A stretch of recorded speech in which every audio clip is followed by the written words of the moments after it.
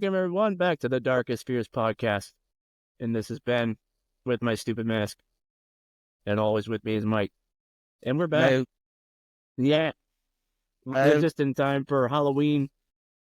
So I figured we shared some masks today. I got more. I can get more. Should I get more? This thing definitely needs to get on the trash.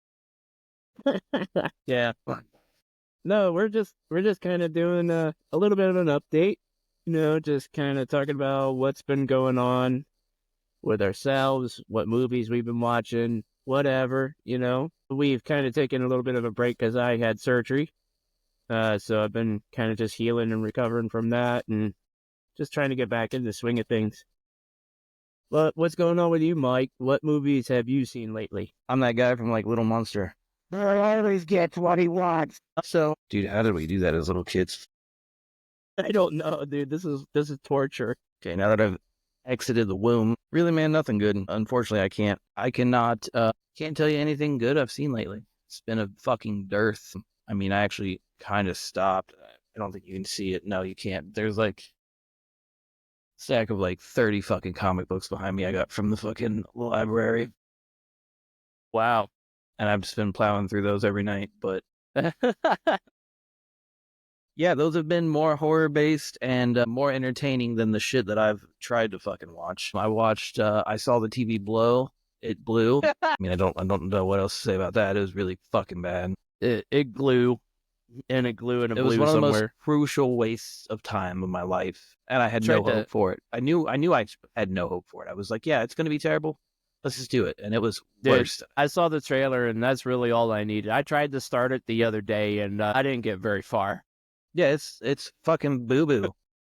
Like, I don't know anybody that I would, like, listen to say something good about that movie without me being like, director paid you.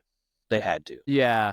I mean, it was just as bad as their previous movie, something about we all go to the fucking fair or whatever. I don't know. That one might be better.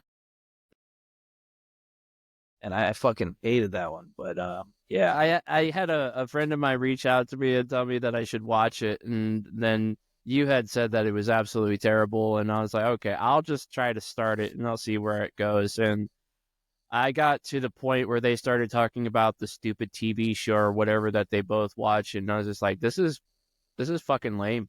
Yeah. And that was like why I wanted to, because it was like, it's like, you know, what it was like to grow up and like have like a monster of the week show that you always were like obsessed with. And I was like, I could kind of see like the nostalgia thing there, but it was just bait because it's like, you know, they mentioned Twin Peaks and I was like, you're not going to do that, right? So I'm not even going to imagine that. And then they mentioned like, Are You Afraid of the Dark?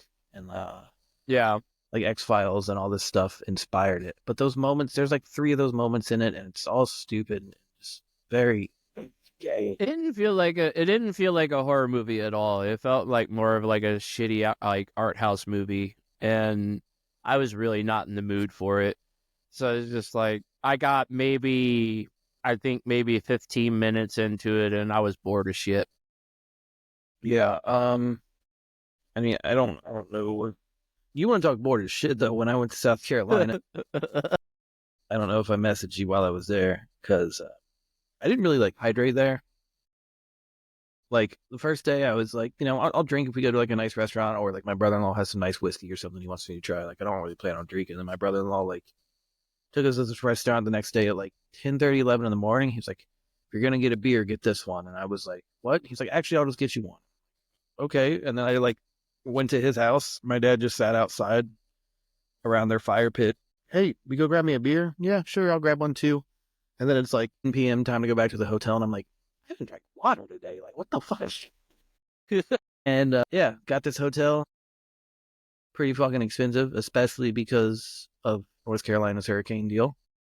So the South Carolina hotel was filled with AT&T trucks in the parking lot and sheriffs with K9 units doing body rescue.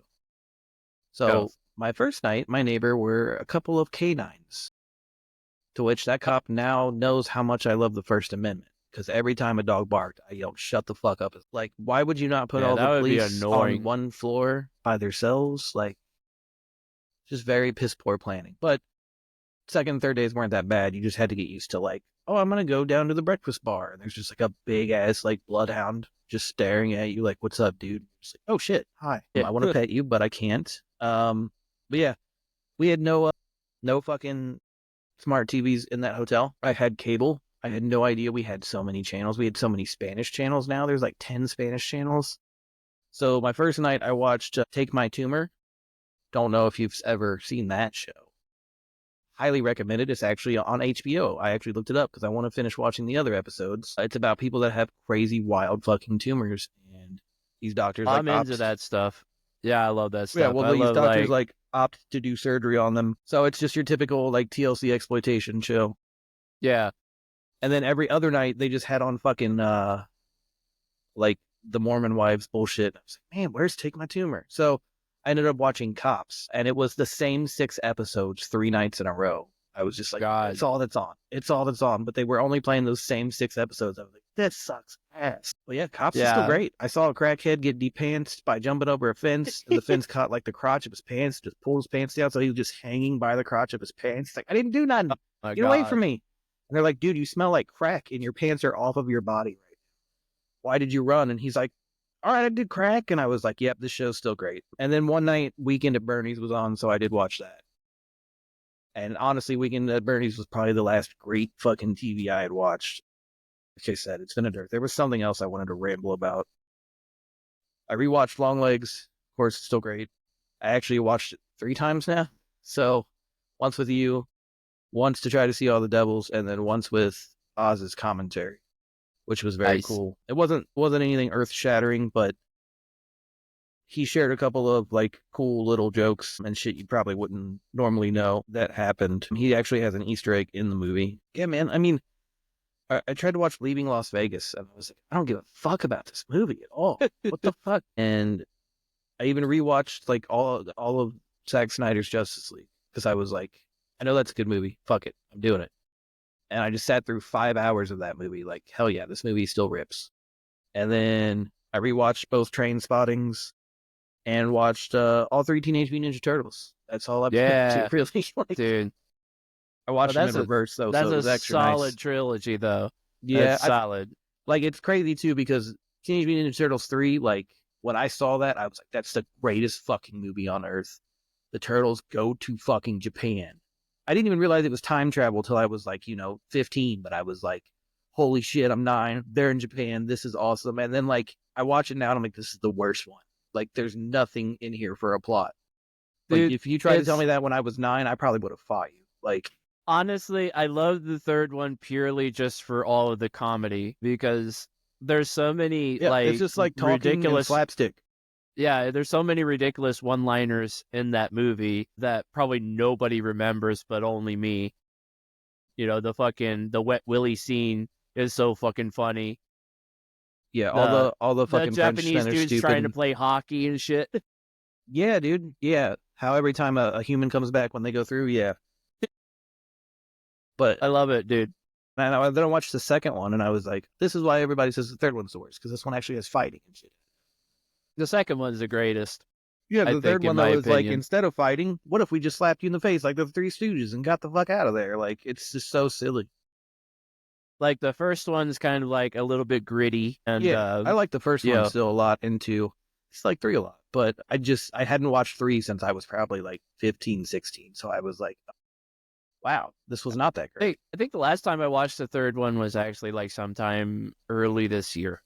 Yeah, like it was probably one of those movies that I like came out of the theater running, like, oh my god, that was so cool. And my dad was just like, Jesus.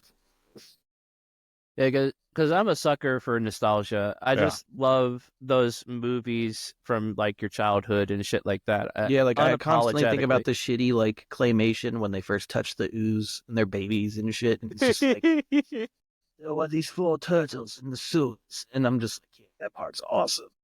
Yeah, I mean, like me and my brother, we used to laugh so fucking hard at the scene where Casey's trying to teach the Japanese dudes hockey, and they would just end up just fighting each other. Yeah, and then when Casey goes back through, he's just like a really lame dude. Yeah, You're just it's like a what the- really lame British dude. This sucks. But yeah, I mean, with Ralph in the trench coat and Casey actually being Casey, that's the best parts of those movies. Trench For coat sure. Ralph. Yeah. Other than that, horror wise, I just took them back. I wish I would have had them to show you, but I did have 3 of the Junji Ito mangas that I have not read. I hope he's not getting worse, or maybe he's just like trying to pay bills, so he's overwriting. None of it was bad. Wasn't really that spooky. Maybe I'm just getting used to him. But always I felt his illustrations were really like the part where you're just holy shit. And Yeah. felt just pretty like kind of ho hum this time. So I don't know. Maybe he'll take a break soon and then kind of reinvigorate. But it still had some cool art. 2 of them were just random collections of stories, but one had 6 or 7 stories about this boy named Sochi, I think it is. And he's just like the black sheep of the family that these extended cousins visit every holiday. And every time they visit him, he's like doing something fucking crazy.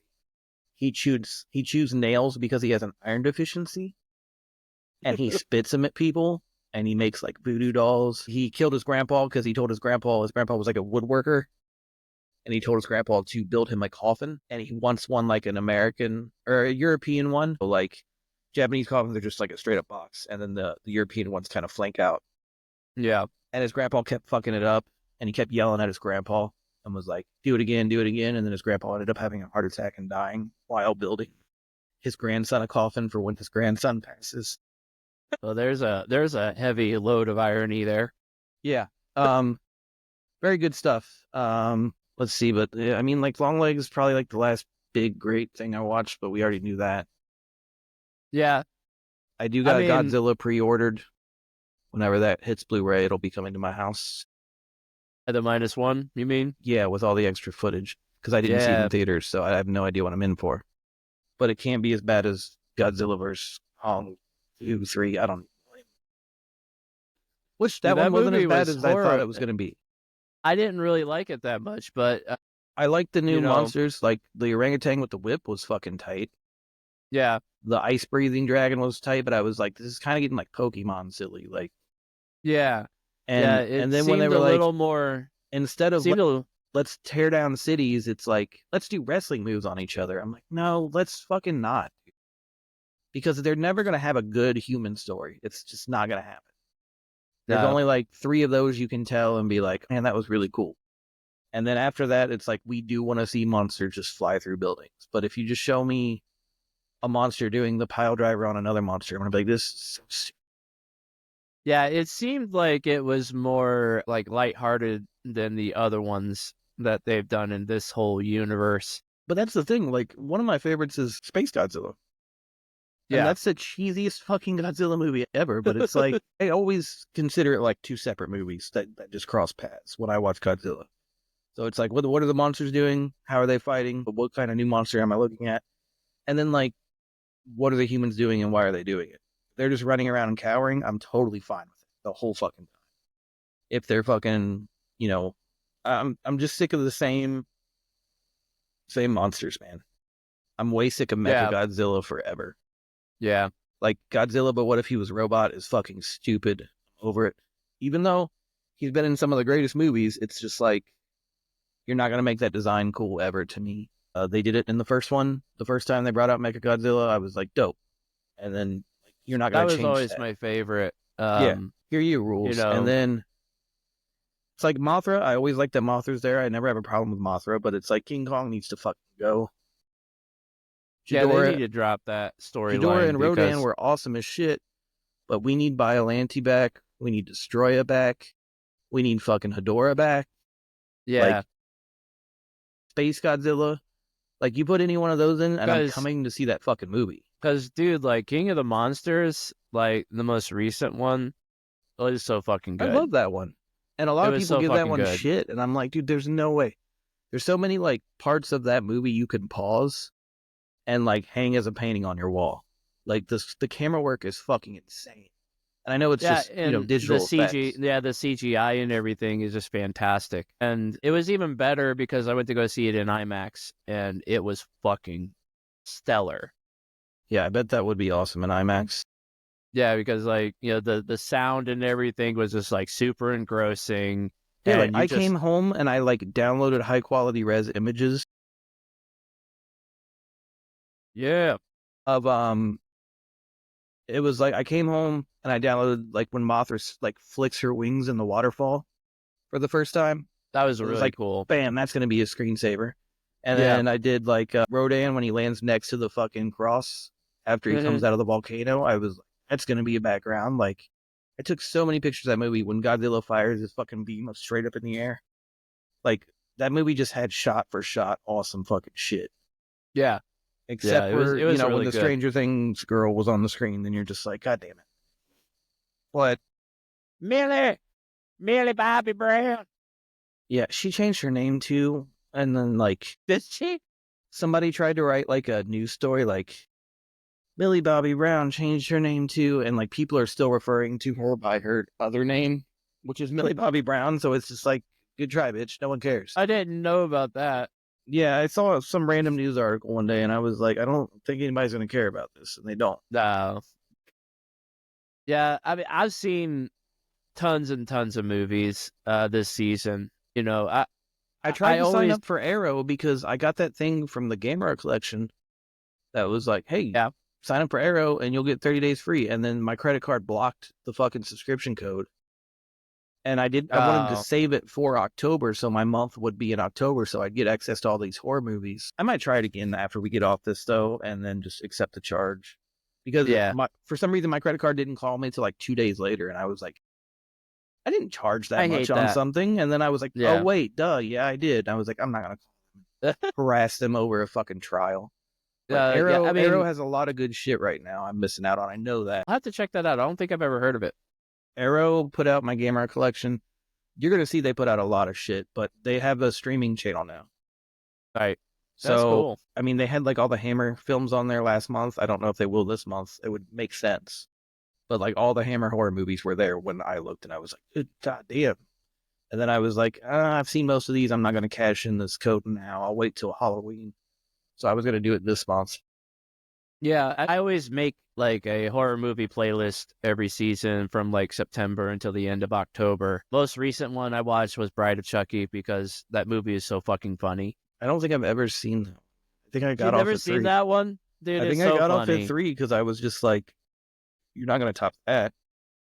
No, I will agree. 3 is probably like my last favorite one, but Bride of Chucky is just I mean, so I've seen a lot of sleazy. clips. I've seen lots of the memes. Yeah, it's so Plus, sleazy and so ridiculous. She rules in that, actress, whatever her name is. Jennifer Tilly? Yeah, she rules Yeah. in that role. Like, that is her fucking role for sure. She was born for that. Yeah. Yeah. Like, it was just like she was made for that character. And, you know, the whole spiel, like, where they have to, like, I mean, I won't tell you a lot about it, but Whatever you want. It's Bride of Chucky, dolls. But just like the concept of Chucky trying to settle down and, you know, and get married, and then all the wild shit I think they I do in bailed the out movie. when they were doing the ritual to turn her into the doll. Yeah. And I was Yeah. just like, I don't think I can deal with this. Like, if I would have thought forward, like, that's going to be hilarious in 10 minutes, it would have been worth it. But I didn't really consider that, Dude. so I just switched out. It's really funny. Like, Well, I got your Shudder, and I got Plex from my brother-in-law finally, and I did see Romulus is on there, so maybe I'll do some more movies here for like the next 24 hours since I'm off tomorrow. see, Romulus was okay, you know, and I It won't. was just a horror movie I saw that he had, and I'm like, you hate horror movies. And he was like, well, your sister. And I was like, that's why these are here. Because Longlegs was on it too. And I was like, you're not watching Longlegs. He was like, no, horror movies are stupid. And I was like, I'll just let that slide because you're plying me with alcohol. But Yeah. yeah, my sister was like, I love my sister to death, dude. She's like me. Like, I hope you can meet her someday because at one point downstairs, my nieces are upstairs and they can't hear anything we're talking. So if they walk in the room, like my sister gives me the eyes and I'm like, okay, change subject, you know. Yeah. I mean, they're older, but they're to the point where they'll get on the internet and look up shit. So my mom is like dozing off and it's like 11, maybe noon. She's like dozing off with her phone out, and then she'll occasionally be like, Lay's is having a new potato chip flavor come out. And we're just like looking at each other like, fuck.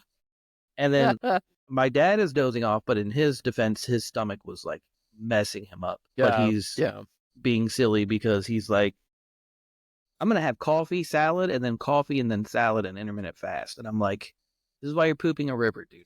Like, just think it through. We went to a nice restaurant and he's like, I'll take a coffee and a salad. And I'm like, you're breaking your fast with a coffee and a salad. But anyway, I digress. He's painting by numbers on this really like detailed paint by numbers app. I mean, it looked pretty crazy when I was looking over at him. But also falling asleep in between me and my sister talk. My sister's just like me. Like, you wind me up, you gotta wait for my batteries to run out, or I'm just gonna keep fucking going. Right. And when me and her get together, because she lives in South Carolina and I haven't seen her in years, we will like be talking and look around and like 5 people will be asleep around us. And it'll be like 4 in the morning. And she's like, let's go in the other room. Let's get some beer. Do you want to talk some more? And I'm like, yeah. But it's like noon and we're talking about true crime.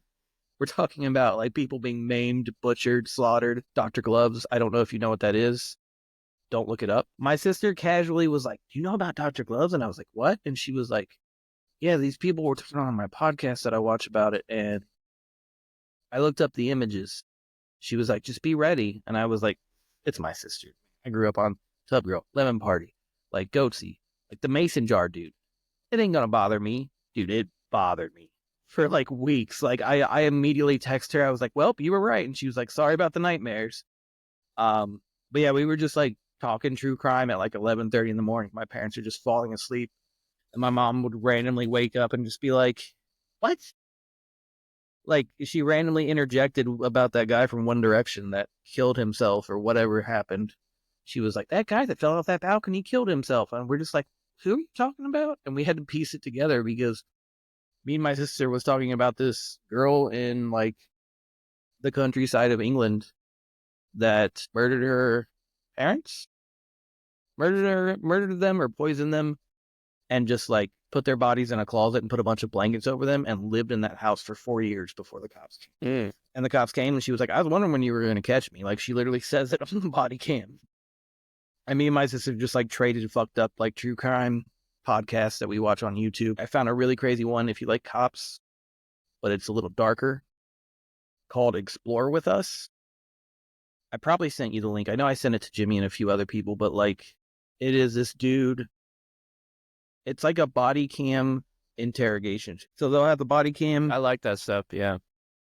They'll have them like questioning him when he's like, no, you can't come search my apartment, blah, blah, blah, talking him into it, etc. And they're long form videos, like 45 minutes to an hour. And it's just the narrator is a super 90s narrator. Like, he didn't know what was waiting for him in the interrogation room. But these cops would break him for all the deeds that he had done. It's just like, fuck yeah. And then I watch those kind of shows all the time. Yeah, and then you basically have the interrogators finally like showing them breaking down and stuff. I mean, I've seen shit like the schizophrenic girl that threw gas on somebody at a gas station, like the clerk, lit her on fire and just left. And she doesn't even remember doing it and shit. And shit, like this little kid hit his baby sister in the head with a pipe, thinking, oh, she's just knocked out, she'll wake up. He killed her. So the cops come and is like, you killed her, dude. We just found her body. And he just like breaks down. Like, it's really heavy shit. It's fucking compelling shit. It's like Cops without any of the comedy. Yeah. Yeah. Yeah. I mean, there's so many movies I've seen. I also watched the Netflix Texas Chainsaw Massacre because it's so funny.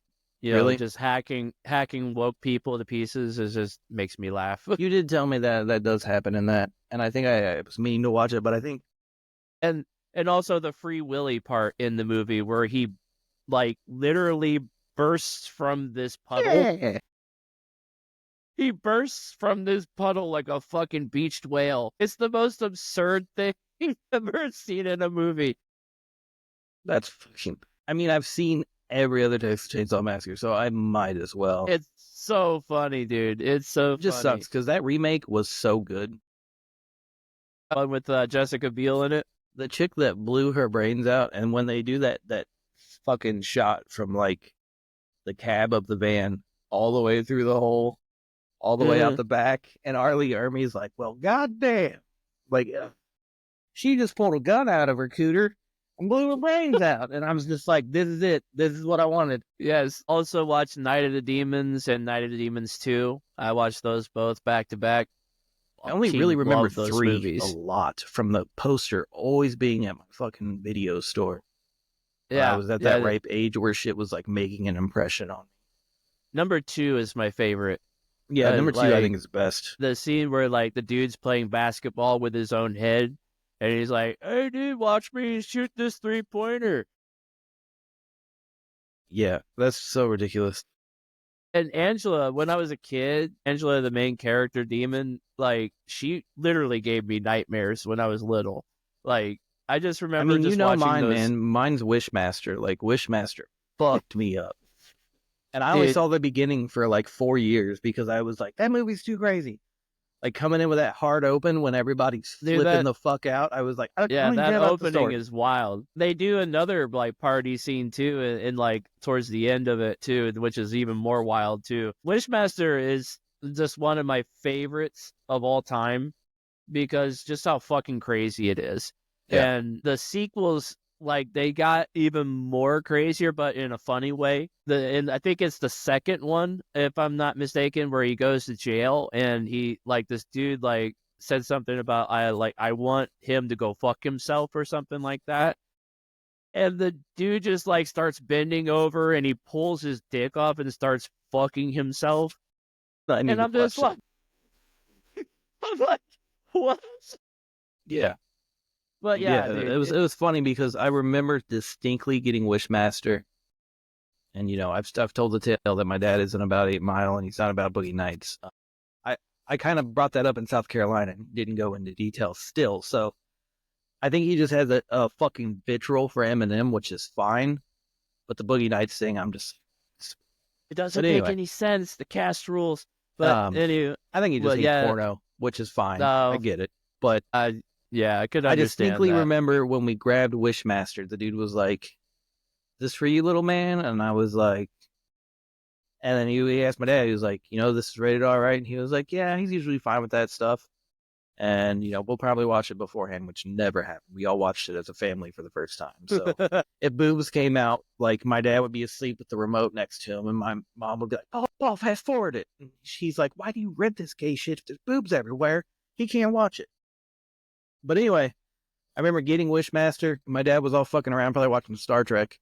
I ran downstairs, I put it in, and I just saw maybe 3 minutes of that opening, took it out, put it in the case, and gave it back to him. I was like, "I can't do it."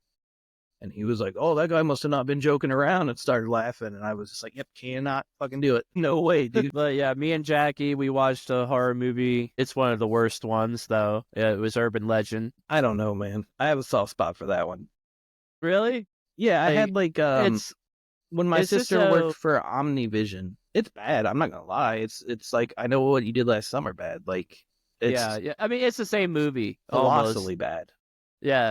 I mean, my attraction to it is Scary Movie, obviously. So like if I were to watch it now, I would be like, that's that part. But when my sister worked for Omnivision, we had free pay-per-view, but it wasn't like buy this movie, we don't get charged. It was like 20 channels and they were constantly playing pay-per-view.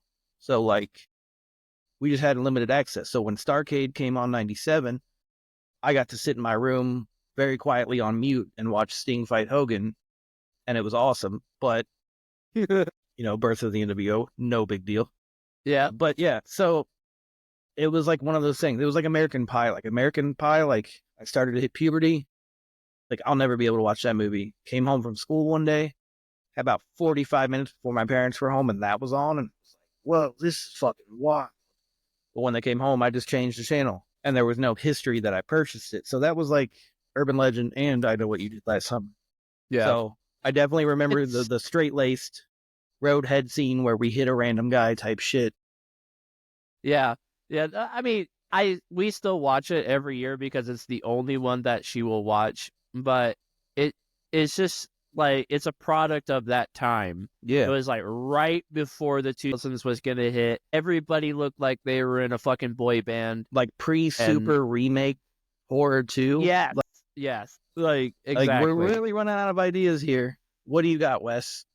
I don't fucking know. Leave me alone. Exactly. And the big reveal in that movie always cracks me the fuck up Right. because it's just so it's so predictable. There's no like, well, I didn't know that was gonna happen, but it's just one of those movies that you can just sit there and just laugh at. It's Yeah. so funny to me.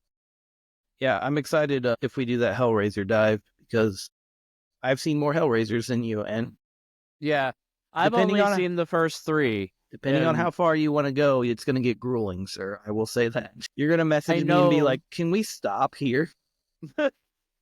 I know that there are some that are just like super bad. It's a pain because I feel each one has a cool part or a cool idea that's worth seeing at least once.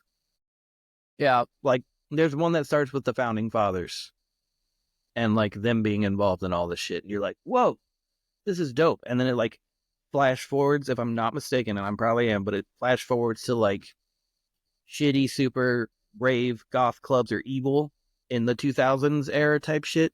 So it's just like, and there's like green lasers everywhere, and you're like, it just completely takes you out of everything, and you're like, oh, it takes place in the early 2000s.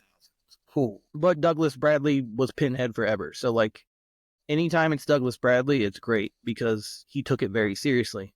And yeah, he was put through the ringer so many times with shitty Hellraiser movies. He was like, I'm not doing anymore. So, I mean, it's a testament to be like, for your main actor to always be asked to do it. And he's just like, fuck no. No. And he's like a Shakespearean actor, Norm. yeah, yeah. So he was so down on his shit. He was like, yeah, I'll take the paycheck, whatever. And then eventually he was like, this is far enough. I'm out.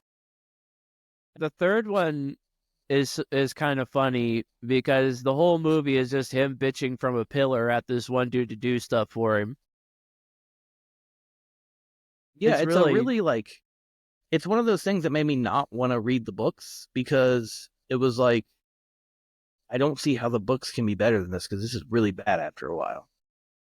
Like, I get the idea. The idea is really fucking cool. And the first one is way different than the second one, you know? yeah, And yeah. then the They're second two one, very different movies. you're like, oh, this is more like, see, more practical effects, more Cenobites, more torture and stuff. And Yeah, then the third one, it's starting to even leave that already and morph into something else. And you're just like, I don't know if this author rolled the dice that many times or if this is like Hollywood shit. So I never looked into the books too much. Plus, Clive Barker is a very dry fucking writer. And I say that coming from Lovecraft. He is yeah. a pain in the ass to get into, but like, I love when his shit's adapted. Like, Clive Barker's Undying on PC was one of my first horror games. Awesome fucking game. Never read the book. I don't know if there is a book Yeah. for that, but There's a huge difference between the first and the second one. The first one is kind of like everything's kind of left almost unseen. yeah, and it You feels just really 90s, really, or 80s. you feel really just like kind of just focused on the whole Frank story. Yeah, it just seems like a Like, shitty love affair type deal. yeah, there's not a lot like none of the horrors are really shown to you like right up front, you Right. know. So it's like it's more of like a leave it to your imagination kind of deal. But the second one, they went all out. Yeah, and I mean, like, that's what kept people I know coming back for 3, 4, 5, 6, 7, 8, 9, whatever they're up to now. Female set of fucking pinhead bullshit. I don't know. I didn't even bother with that. I feel kind I of robbed. also watched All Hallows Eve 3, Ooh.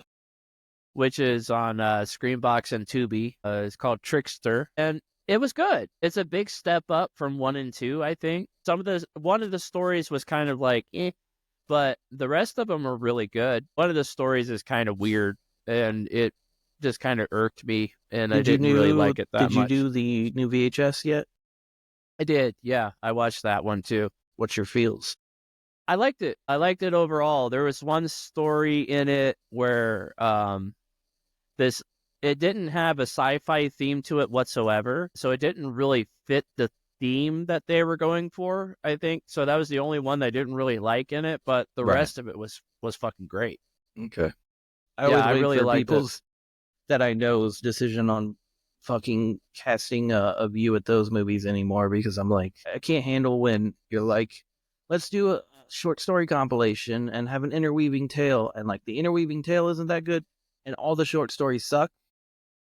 and you're doing like the whole like, we have a really good director from horror directing each part, and I'm just like, I don't know any of these fucking like, and they suck. Like it's just like you're watching 6 bad shorter movies. And and I think All Hallows Eve is trying to kind of do the same thing as Right. VHS is doing. I mean, like 3 creating extremes. this. You have 3 great horror movie directors doing 3 fucked up ass movies, and then 3 extremes 2. Like I didn't know any of the directors, and I think only one of the stories was really cool, and then they stopped there.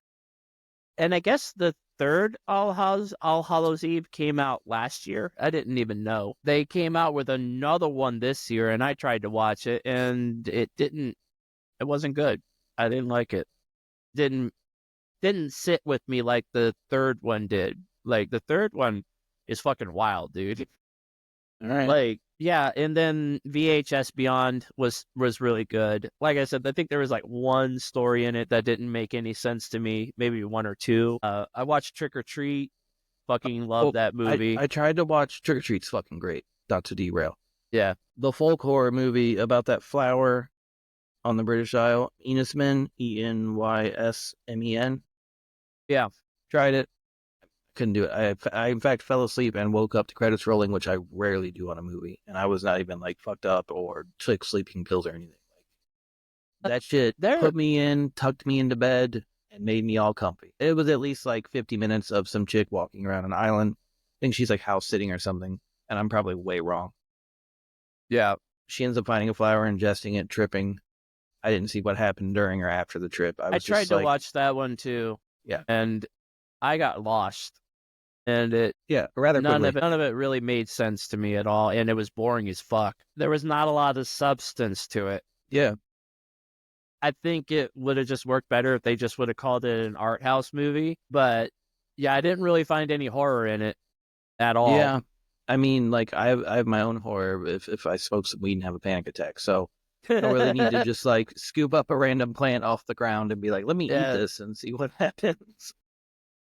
I mean, I've called a few people crying because I smoked too much weed and it won't stop. So I mean, I don't want to put anybody through that. Do you want to get your big one out of the way that I know you saw that I have not yet? Yeah. Because I know I'm not going to devote a full episode to it. Like, just get it out of the way. I'll watch it. I'll get my thoughts when I do. But I did see Terrifier 3. I saw it actually the early premiere, and I'll say this: I didn't 100% hate it.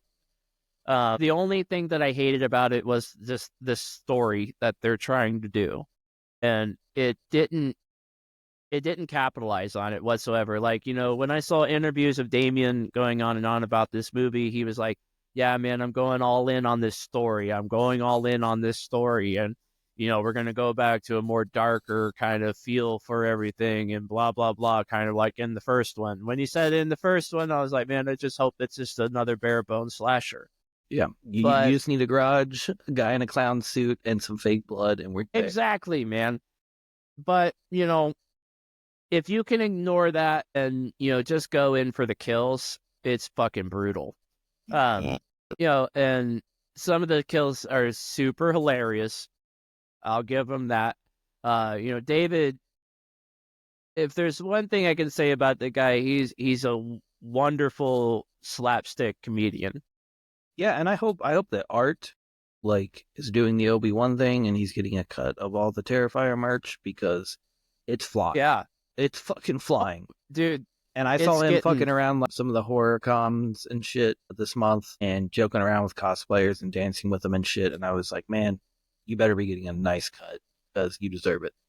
He is. I guarantee you he's getting paid fucking buco bucks because I'm sure he probably has some sort of royalty deal going on. Every Dead by Daylight expansion that comes out, my nephew will buy. I mean, my nephew's 18 right now. He will play it without having any idea what the fuck the franchise is. Like the Castlevania one, all of them, he just keeps buying them and just being like, hey, do you know about Michael Myers? And I was like, do I? And then they've only showed him Halloween 1 and a couple others that they had on hand, but he plays that game religiously. So yeah. And I think what makes me like David a lot is because he's just being himself. Yeah. And he's he said that he looks at art because he always wanted to play like a Mr. Bean character, but he always wanted to play like a dark Mr. Bean character. Right. So when you look at art and you think of Mr. Bean, That's gonna it's like ruin almost everything like for me now. I'm not gonna be creeped out anymore. Just gonna well, think of that big ass mole. yeah. I mean that he says that like in every like panel, every interview, and Yeah. he said that that's what he was trying to go for, and I think he's doing a good job at it, and I hope he gets different roles, at least like go for something maybe a little bit grittier and a little more serious. I think Yeah, he I'd could love to pull it see that off. dude flip and just even if he doesn't pull it off, to see how it goes for sure. But it's also something to say that they also deserve a little bit of a congratulations on this one because of how it's broken through. Yeah, I And mean, that's the thing. Like, I'm not against 2 or 3 as far as like what they've achieved. Like, they give them their flowers for that, but it's not my shit. Like I've said since day one, I think it's not my thing. I've never loved Christmas horror movies. I mean, after yeah, the first couple, you're like, me okay, I got neither. it. But the thing about this movie is that the kills kind of take away from like the whole holiday theme. Right. Um, I don't know if I should spoil any of it for you, but the It kills won't are be for me. brutal. It'll be for other people. So Yeah, the kills are brutal. Like the scene in the movie where he blows up a bunch of kids in a mall is is super funny because it has Tom Savini doing a cameo in it. He's like on camera, like on the news. He's like, I saw this crazy fucker just like take this present up to a bunch of kids and then just left it there. And then all of a sudden it just blew the fuck up. I'm glad Like Tom's still getting paid. Tom Savini's like fucking 70 years old and was like, it blew the fuck up. Yeah, and dude, that's one thing that blew my mind was the Tom Savini doing the sheriff's speech at the end of Dawn of the Dead remake. Yeah. When he's piling the corpses on and burning them, and he's like, burn them, shoot him in the head. I think it was like Aborted that used that sample back in the day or whatever. That was my first, like, this is Tom Savini, like, introduction. I hadn't seen, like, From Dusk Till Dawn yet. So then I eventually saw From Dusk Till Dawn, and then somebody was like, oh, no, he's done horror movie props for fucking years. And then I saw documentaries and shit, and I was like, holy shit, like, I owe my childhood to this dude, and I didn't even fucking know it. Right. Yeah. But he And needs to act more, man. His fucking acting chops are so fucking funny. yeah. And his cameo in this movie is really funny. Also, the scene with where he meets like a drunk Santa Claus and some other vagrants in a bar was super funny. It had fucking what's his name? Fucking Ron Howard's brother in it. The real goofy one. Yeah, the guy from the ice cream. Nobody knows his name, but it's just Ron Howard's the brother. guy Ron Howard's brother, the guy from fucking Ice Cream Man. Yeah, the big bald head motherfucker with the still curly hair in the back. And they literally like were just like they said the whole scene was just them improvising off of each other and just being super funny. It was pretty funny, and the fucking kills, dude. The fucking kills are great. I'll give them that because they definitely But compare that to how much story stuff is there that is not great. I want to know, like, do we got a 50-50? Do we got a 70-30 split? What are we looking? I'll be honest with you because there's a lot of kills in this movie. So the story, the way I felt anyway, took a backseat. Cool. And it wasn't like super prominent. And nice. But the only problem that I had like really with the movie itself was the ending. The ending felt super rushed. It was like it's fucking over now. Like, oh shit, it's wrapping up. Oh, what the fuck? But we were saying we kind of wanted that compared to all the exposition in the second one. Yeah. Yeah, it definitely, redeemed that quality, at least with the ending from the second one, because the ending from the second one was so dragged out and ridiculous. Yeah. But leaves it open for the fourth one, so it's definitely a cliffhanger of sorts. How old is Art's actor? Do you know? I want to say he's like in his late 30s. Okay. I was hoping he's not like I'm gonna have to wrap it up soon. You're gonna have to get somebody else because No, I think that would he's be damn near relatively impossible. young. Yeah. No, he's 44. Okay, that's not bad. So he's So relatively we could get young. like 8 And, more out of him. Damien is saying that the fourth one's going to be the last one, which I'm kind of hoping that's the I case. saw a poster, and I'm sure it's probably AI generated, but it was Terrifier in space. Which, Yeah, no, if that's got to be fake as fuck. if you're gonna do Yeah. that and you're gonna do that comedy route, I will be in the theater that day because Yeah, because I've not been. Leprechaun in Space did not disappoint me, and neither did Jason X. So I will be there. I would see it. I would definitely see it. There's But a YouTube channel I follow. I'll have to send you because I don't know if they're just doing like horror stuff because of the month, but they are stuntmen and CGI artists that break down scenes from classic movies. So they'll take a scene from Jurassic Park that is like, like the T-Rex and the banner and shit, and they'll break it down and they'll be like, that looks so fucking awful. Here's exactly how they did it, blah, blah, blah. Or they'll watch a Jackie Chan movie and be like, this is incredible that Jackie was this age doing this wild shit. Like, that's a real pane in glass, et cetera, et cetera. I did see an ad today, and it was some random like Google feed article, and they did Jason X, and I was like, oh, that's probably funny to watch. Like, I'll catch that on my subscriptions later. But they were applauding Jason X for the kills. They were like, I have no idea how they did this scene back in the year that this movie came out because the technology and the shot looks way too advanced for how the fuck they did it. And it was the liquid nitrogen like head bash scene where he dips the girl's head in liquid nitrogen and then just like bashes her head on the fucking table. right, They're like, it right. looks so insanely real. I don't know how they pulled that off. And they're just like, stop. Or like the scene in fucking Freddy versus Jason where the dude like gets stabbed in the back while he's fucking that girl, and then like he gets folded like a fucking Dude, burrito. Jason versus Freddy was so worth it. Like the whole time, because like I didn't realize it, but it was like doing what it needed to do because we got sneak peek passes because the Upper Deck always delivered to like 1039 and 1047, so they would always give us tickets as like a tip and shit. So Sean's mom would like randomly call me and be like, hey, you want to go see this movie with me and Sean? And I'm like, fuck yeah. Or Sean would call me, and that's how I saw Dawn of the Dead before it came out, the remake. Right. And Yeah. I remember Sean's brother being drunk as fuck and couldn't figure out how to get his fucking straw in his Pepsi. He was like, fuck. And I'm just like, this is ridiculous. But yeah, I saw Freddy. I'm pretty sure it was Freddy vs. Jason with them that way. So it's like either a packed out theater or an empty theater because no one comes. I mean, we saw Super Troopers that way, and it was so fucking packed. Like we almost didn't find a seat. And I remember watching Freddy vs. Jason, and like 10 minutes in, I'm like, I fucking hate every character in this movie. So when they died, I was just like, yes, yes. Like even It the makes it stoner that and the much fucking better. the caterpillar bong. Oh, dude, so sick. That Yeah. movie's fucking underrated. Yeah, dude. And a lot of people like stay away from them because they're campy and they're ridiculous and funny. But I don't know, I man. love They that have some shit. dark fucking moments for sure. Like my youngest niece was asking about Jason a lot because of some video game or something, or some way she was introduced to him, and we're like, my sister's like, do you know when I can like start showing her Jason movies without them being like, there's a titty, let's stab him? And I'm like, I can't confirm or deny when that happens. Like, it's probably every movie at some point, but I mean, Jason Goes to Hell and X are a decent starting point if you're going to jump her into that, but she's going to miss the good stuff. She was like, yeah, like, it's goofy, and that's how I want to work her into horror because she's obsessed with Scream.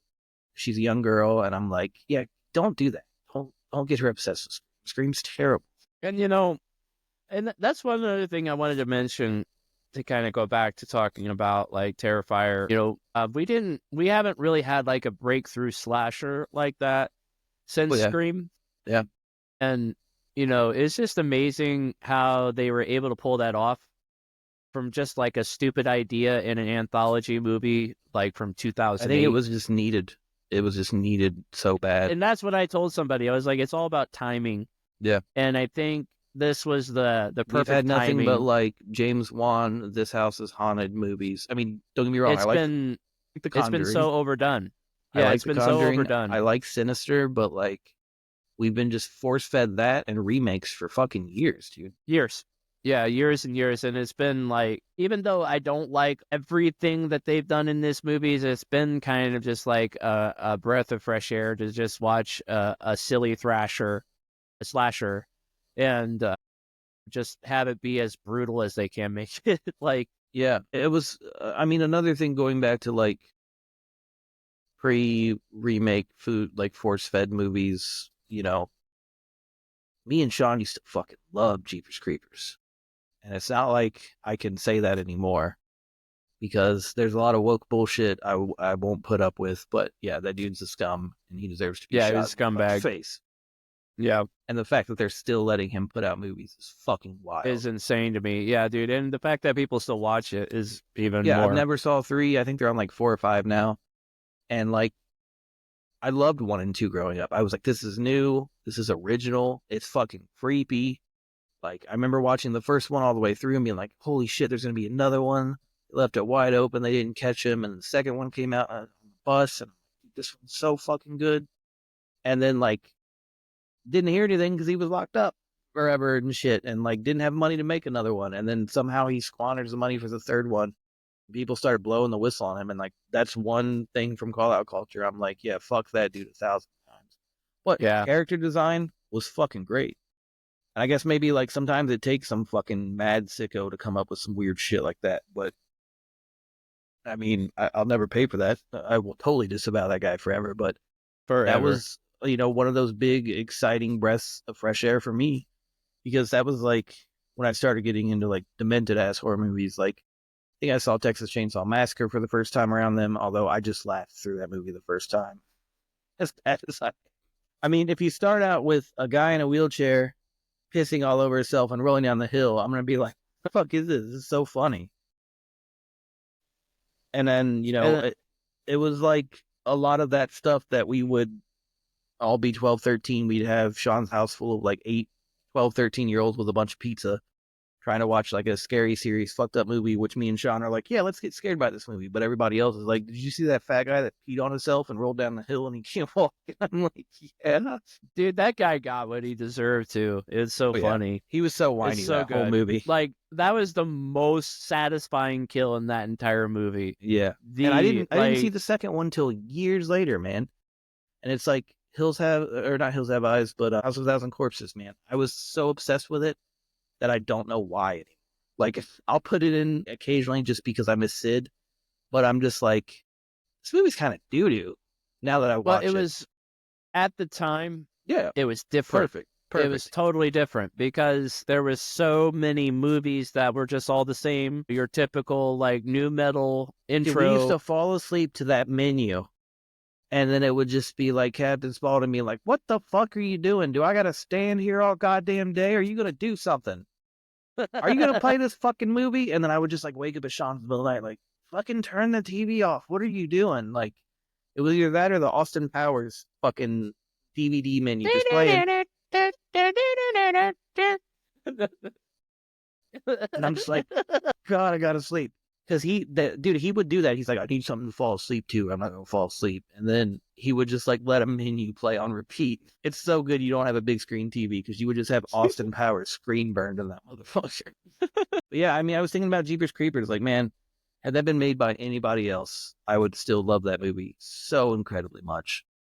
Yeah. But I even liked Powder back in the day. I was like, this is some fucking weird ass movie. This is cool. This guy can like control shit and lightning and stuff. Nope, this guy made this like touching little kids. Yeah, me and my mom used to watch Powder all the time. We loved that movie, and now it kind of sucks that it is just made by some fucking scumbag pedophile. Yeah, and you're supposed to be like, this is a magical kid. He's not weird. And then you're like, a director made this. That's great. That director made this. Yeah, wonderful. Thanks. Yeah. I kind of wish Netflix, any streaming service would get on the ball of like collecting Halloween episodes for yourself, like a playlist. If I go watch I know Treehouse of Horror does it every now and then, but I want to watch like, dude, Roseanne always had legendary Halloween episodes. Always. Yeah. I want to be able to pick a playlist tonight and just be like, here's the first 10 seasons Halloween episodes and just be like, yes, and not have to look for them. And same with fucking The Martin Show, always had fucking great Halloween episodes. Because he would play all of his side characters, fucking have them all come knock to the door and say trick or treat and shit. A little kid with the snot nose that was just him on his fucking knees. Like, dude, that fucking kid is so funny. And the fucking pimp would come around. Yeah, man. I wish more shows would get on that ball. I would like literally buy a DVD of Roseanne's Halloween episodes and shit. Yeah, and me and my dad used to watch Home Improvement all the time. Oh yeah, dude. They always had good Halloween episodes too. Yeah. And Home Improvement was such a good show back in the day. Like Tim Allen was my dad's like favorite dude. Like he loved and Tim Allen. Speaking of criminals that like you learn about what they did and then you judge like, do I like this person anymore? I like Tim Allen more because I know he trafficked cocaine. Yeah. This guy just got way cooler. He was like, I can't do coke anymore, so I'll just fuck with power tools. Yeah. Yeah, because dude, that's what we would always laugh about. We're like, he probably came up with that when he just like snorted some cocaine and like that was his reaction. Or somebody that he saw. And he was just like, oh. And I was just like, oh man. And that theme song, I get stuck in my head all the time. I tried to push Chronic Demise to cover that theme song so many times. And me and John could never get it off the ground. I'm like, we just need to end a set with the Home Improvement theme song. And then a big caveman at the end. And then nobody was into it but me and Sean. No. But yeah, we still have Nosferatu coming this year for Christmas. I'm getting more excited about that. I just read, I'm pretty sure I probably sent it to you, but the interview where they said like he's doing the whole witch thing where everything is authentic. So people were complaining because they were sweating so much during takes because he's not using light. He's using candlelight. Mm-hmm. And people are just like sweating their dick off with like melting candles, like trying to get a shot. And I'm like, yes, that's what I want. That's the heart of a real director. Yeah, dude. Yeah, for sure. Like on my witch DVD, like he walks through the Pilgrim house and he's like, that looks like it was made after this year. We need to get rid of that and get something. And like you can just see the set director being like, but that's what I want because I like period pieces. Yeah. And it was funny because I was reading like top 100 movie trailers that, you know, fucking that promised something different than the movie. And The Witch was on there, which I was like, well, I never watched The Witch's trailer, but they made it seem apparently like a more straight up horror movie, not the possibility that, you know, they're tripping out from starvation or religious weirdness, that it was a witch doing it all along. And I'm like, was a witch doing it all in the beginning? Did you not see that? Did you not see the end? But anyway, like, that's one of my things about that movie. It's like he tried to make every step of that movie accurate, and even if he failed in some parts, I'm like, it's the fucking the drive that matters. Yeah, and the casting in that movie is just, it's stellar. Yeah, the dad is fucking so good. Yeah, exactly. And I always forget his name, but I saw him in another I just movie. remember them by their pilgrim names, so don't ask me. Except for Anna, like anytime I think of them, I'm like, oh yes, that's Thomas. That's Mercy.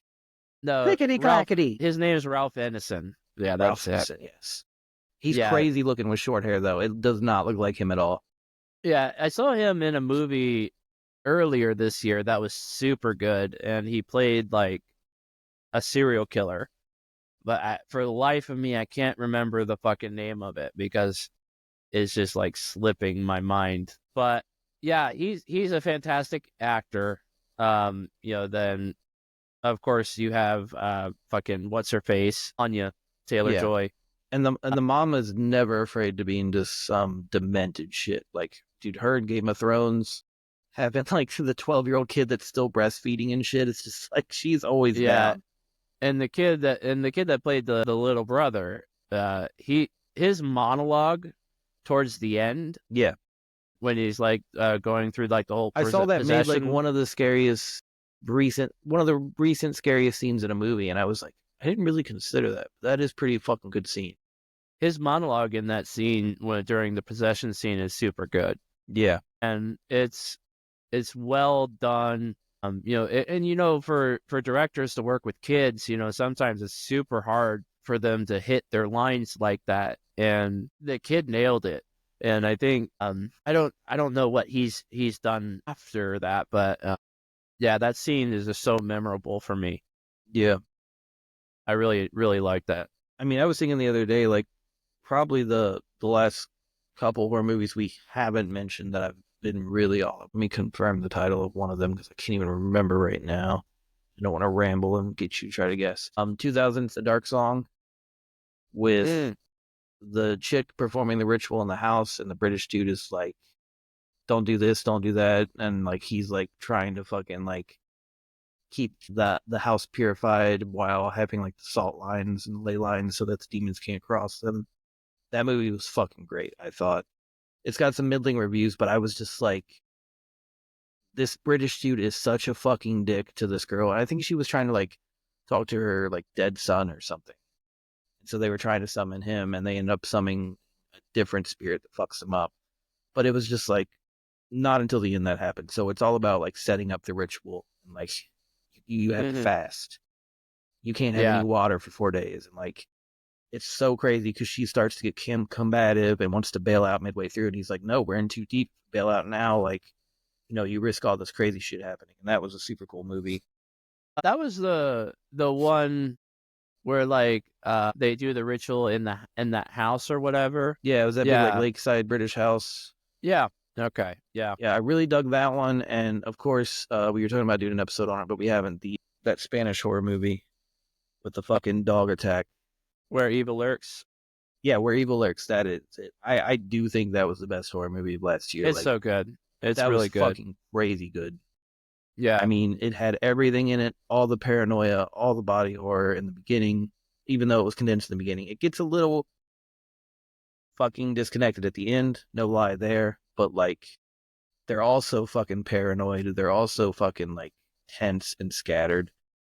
And the fucking body horror was really well done, but that fucking dog attack, like I think I rewound it like 2, 3 times, and then I didn't even like rewatch the movie ever because I was just like, I want to just leave it at that, and I'll finish it, but like I don't want to like overindulge in the dog attack. But that was the most unsurprising, fucking crazy thing I've seen happen in a movie in so fucking long.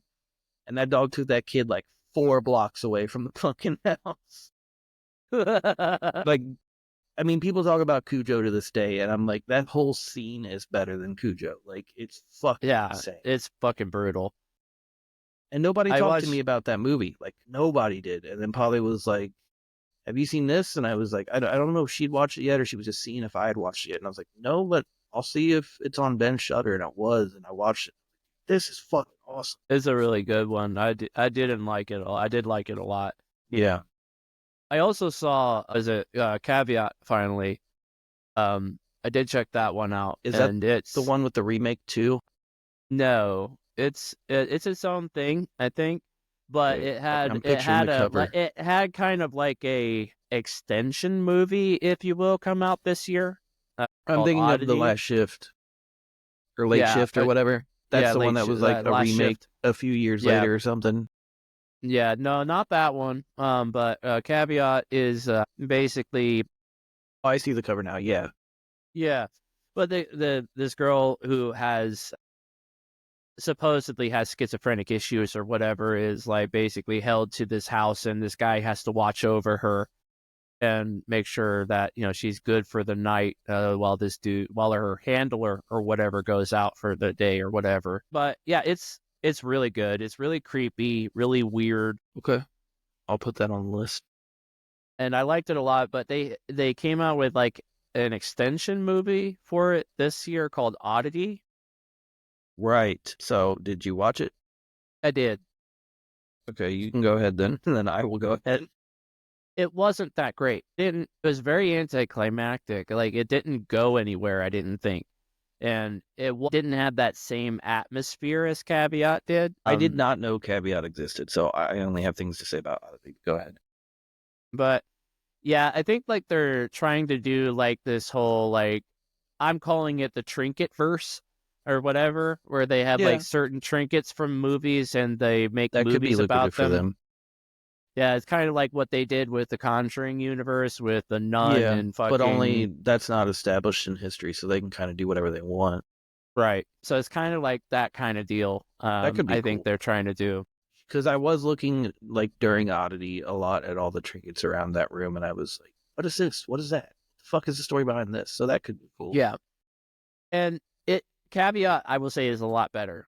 Okay, then I need to It's watch it. way heavier in atmosphere and way darker.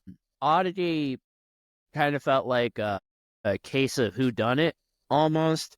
Yeah, So it didn't feel the same as Caveat did, but the that was the story, one that I could not remember earlier that I watched with "I Saw the TV Blow Me." yeah, Was Oddity? the story fell apart. Yeah, it Like starts really toward, good. I'm not gonna lie, yeah, it does start super good, and even that and ending, I was like, "What? What? Like what?" yeah, So I it don't just know kind if of do you have to know stuff from Caveat for Oddity to make more sense, no, or okay? no, they're not those kind of movies. They're not like canon, if you will, Mm. I guess, if you want to say that. But they're kind of in the same universe Yeah, almost. so I kept getting, those Google Lens articles, and like really like, work is so frantic. I have time to either send out a quick text message in between calls. Maybe I'll get to open my drink, but I won't get to drink it in between a call, which always pisses me off because it comes in and it's just like, Did I drink fuck. during my calls no matter No, what? I've I don't gotten give good a at like fuck. muting now and taking a sip or something because today I kept getting a tickle in my throat every time I had to say something like a script or something. But so I'll like slide over to Google Lens, and all my Google feed is now is movies because it's all I really permit to be on there besides recently comics. And so I'll slide over and like eventually I'll see the eighth article of like, it's the scariest movie you'll see this year. And I was like, all right, this is the eighth article. One night I'm going to be bored and I'll give it a shot. And like, I liked the beginning. It was cool. Beginning was good. The beginning I was super I good. liked until like the blind chick started staying there by herself, and I was just like started to tune out slowly. But I stayed awake and I watched it all, and even the ending, I was like, "How could you call this the scariest movie? Like, you have to be getting money, like because like." Yeah, there's a big mud golem that you fucking see in your house that makes you jump, but how many times is that gonna make you jump? And even at the very end, when he fucking finally rang the bellkeeper's bell and the dude just appeared behind him, I was like, he looks like the dude from the Haunted Castle ride at fucking Kings Island. The bellhop from that. Like when you would wait Yeah. online and it'd be like, "Ooh, come in. Do you have any luggage?" And I was just like, how is it scary? Like, grab him, do something. And then it just rolled credits. And Yeah. I was like, this is soft as fuck. Yeah, the ending was definitely a letdown on that one for I sure. feel like since we've done um um the fucking movie that the violence movie that we Oh, dogged on. the violent nature. Yes, I feel like since we've done that, I've been getting punished by like lackluster horror movies to where I'm looking at that more favorably a little. Like I'm like, you know what? That had some better parts than I gave it credit for. Because like even at that hotel, it was like, you know, random movie channels that were like, so I would look at sci-fi because I'm like, maybe sci-fi has some awful green screen horror movie on right now. It had Blade 3. And I was like, if this was Blade 1, I would watch it. Maybe if it was Blade 2, but I don't want to fucking watch Blade 3. And Yeah, it was nobody like gives a every fuck channel about I Blade landed 3. on had some movie that I was just like, I never wanted to watch this again in my entire life. Everything horror. There were quite a few horror movies on that night, and I was just like, I don't want to watch this again ever again. So I feel like I'm just be getting like fucking punished. And I think that's probably why I ordered the Long Legs Blu-ray because I was like, whatever, just give me something. I saw, well, there was one that I saw on Shudder that came out this year called Eight Eyes, which You was did tell really me to watch cool. that, and so did Polly. I do have that in my list. It's really good. Yeah, really interesting. I think it's based out of Estonia, if I'm not mistaken, but it's all in English. But it's really good. Like I even finally watched Come and See, which is like supposed to be the most like harrowing World War II movie of all time. Finally, like loaded up a bootleg version and watched it, and I was like, okay, maybe I should have saw this when I was 13 and I'm not desensitized, but like this really isn't even like depressing. Like it's just kind of like I get it. Yeah. Uh, Eight Eyes was good. What was another one I saw this year that was kind of cool? Also, The First Omen and Immaculate are the same fucking movie. I've seen So that a bunch of times, and after you told me to watch The First Omen, I was like, I'm waiting for you dude, to say this. I was just like, this is literally scene by scene almost, and I was just like, because I had watched The First Omen earlier this year, and then Yeah. I watched Immaculate because everybody was talking about it, and I was just like, this is the same fucking movie. I think for my goofy movie, I might try to watch tonight or tomorrow. I'm gonna watch The Greys, not The Greys, Yeah. but the Christopher Walken movie. Fucking Yeah. Whitley Strieber. Fucking Dash Cam, love that movie. Yes, Dashcam deserves a lot of props. Fucking wild movie. Yeah, that's all I can say about it too. I can't say like specifically this is good about it, this is bad about it. This is fucking wild. It's just all the way Yeah, through dude, wild. it's fucking It's crazy. not the goriest thing. It's not the scariest thing. It's not the most frenzied thing. But it's just like, Jesus Christ. That's all you can say after you watch that movie. Exactly. Like, and It just feels like a schizophrenic smoked meth and made a movie. Like, exactly. it's ridiculous. It doesn't relent at all. And you don't like anybody in it. You're like, this is just some fucking shitty YouTube streamer driving her shitty hippie van down the road. What's gonna happen? And you're just like, oh my. There was a scene in that movie that after the third time, this was like my third time watching it, and I noticed that there was a super funny scene. It was the kid who got killed in the car or whatever, and the girl walks up to him and puts this T-shirt over his face and is like has like an X over like wokeness or something like that. It was just so funny how she just put the shirt over his face and she's just like, here, okay. And I was just like, what a funny ass shirt to put on somebody who just fucking died. Yeah, I would really like to talk to the people who made that movie because there's so many ideas popping off in that movie like every 10 minutes. I saw Cuckoo, which was super cool. Good, because I want to see it. Really different. My sister was hitting me with the I want to watch the fucking James McAvoy movie we don't like. Hear No, Speak No Evil or whatever. Yeah, that one. Yeah, the remake. She's like, I got that. Jared got that on our Plex, and I'm just like, let me tell you about it. And I just like broke it down to her. I was like, look, the American might be good. The American might sell it in a way that to us Americans is like, man, that's a fucked up good movie. And James McAvoy rules, so I'm betting it might be better than the Dutch version. Because we are not Dutch, and we are not going to sit there and take people fucking making us eat food when we're vegan and be like, oh, we'll stay another night. We're going to be like, fuck you, bye. If our girl is in the car crying because we left her bunny, we're like, I'm going to buy you the biggest bunny ever when we get back to our country because fuck this motherfucker. We're not going to turn around and go back. So I explained that to her, and she was like, I'll give it a shot. I was like, I know you will, but I'm just saying, don't give the Dutch one a shot because it's not gonna translate. Yeah. I also watched the documentary on the McCamey Manor called The Monster Inside Us or whatever. Is it the one that's shitting on him? Yeah. Or is it the one? Okay.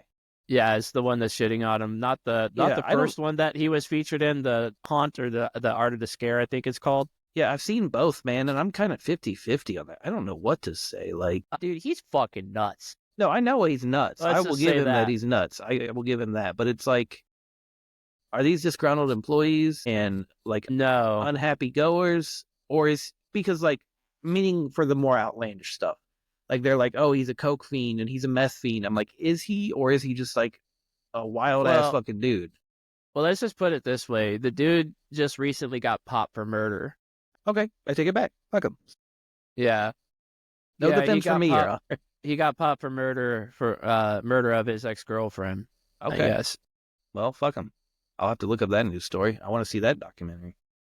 Yeah, dude, it's wild. I mean, they don't go into that because that just happened like this year. Yeah, I started to take issue with it when they were like, yeah, the dogs don't even get dog food. Like, he keeps it for his dogs. And I was like, yeah, fuck that dude. But that still doesn't make him as bad as they were claiming in the documentary. So I didn't see the part about murder and shit. That's fucked. Yeah, he's a psycho, dude. Like, I think like shortly after that documentary a lot of it, came out, I was seeing like, because he was doing those Facebook Lives.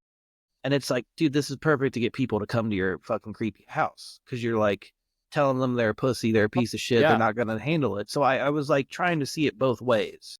He was great at marketing.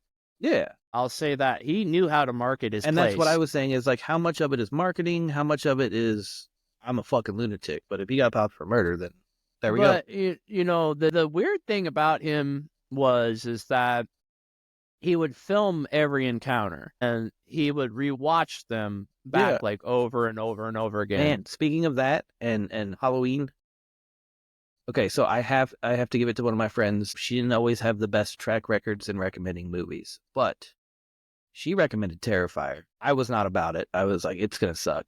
It's low budget. I'm not. I don't really care about slashers. Totally sold me, but like partway through it, she was like, I don't.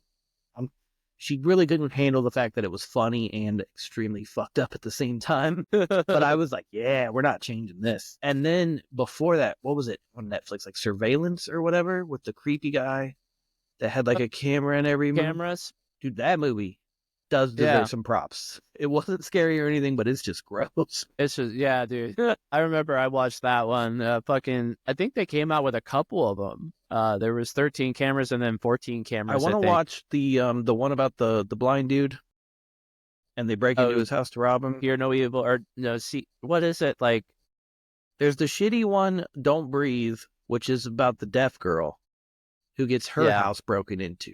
That movie's dog shit. But there's the one about the fucking awesome. He's an awesome actor. I can't remember his name. He looks like Kevin Nash in the movie, like short hair, flat top Kevin Nash, like kind of Diesel. Yeah, and it's called Don't Breathe. Yeah, he's blind. So then I don't know what the deaf movie is, but he's blind, and they try to break into his house, and he just fucking ruins them. And I guess there's a sequel to it I need to see, but that movie ruled too. Yeah. But back to McKamey. But yeah, he was just fucked up, dude. Like I used to watch some of his encounter videos on YouTube. Oh yeah. And man, they're wild, and it was straight up torture. And I don't know how anybody would go through something like that. Like it was that's literal my thing. Like I have that hours. I have that like it's just the opposite of guilt. Like when I watched me and Polly, we often watch cult documentaries together. Like she'll be like, "Hey, press play now. Let's watch it long distance," and then we just like talk shit about all these people that join this cult because it's like, when are you getting off that fucking ride, dude? Like, I gave this prophet my life savings. Like the chick that turned into a Smurf because they kept pumping her full of colloidal silver. Like we were watching that laughing because I'm like watching the cop fucking body cam video.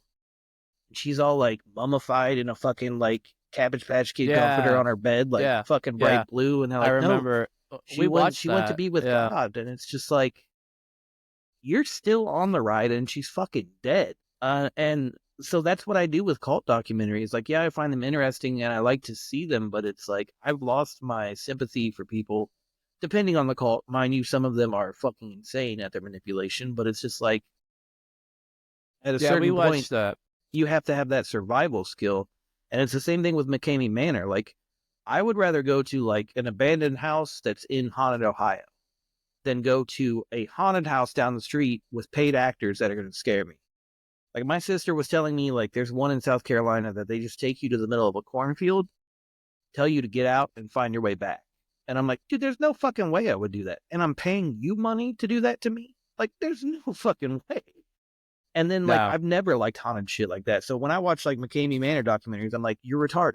You literally think like, I'm going to be the most professional, awesome, badass, and I can take anything you throw at me.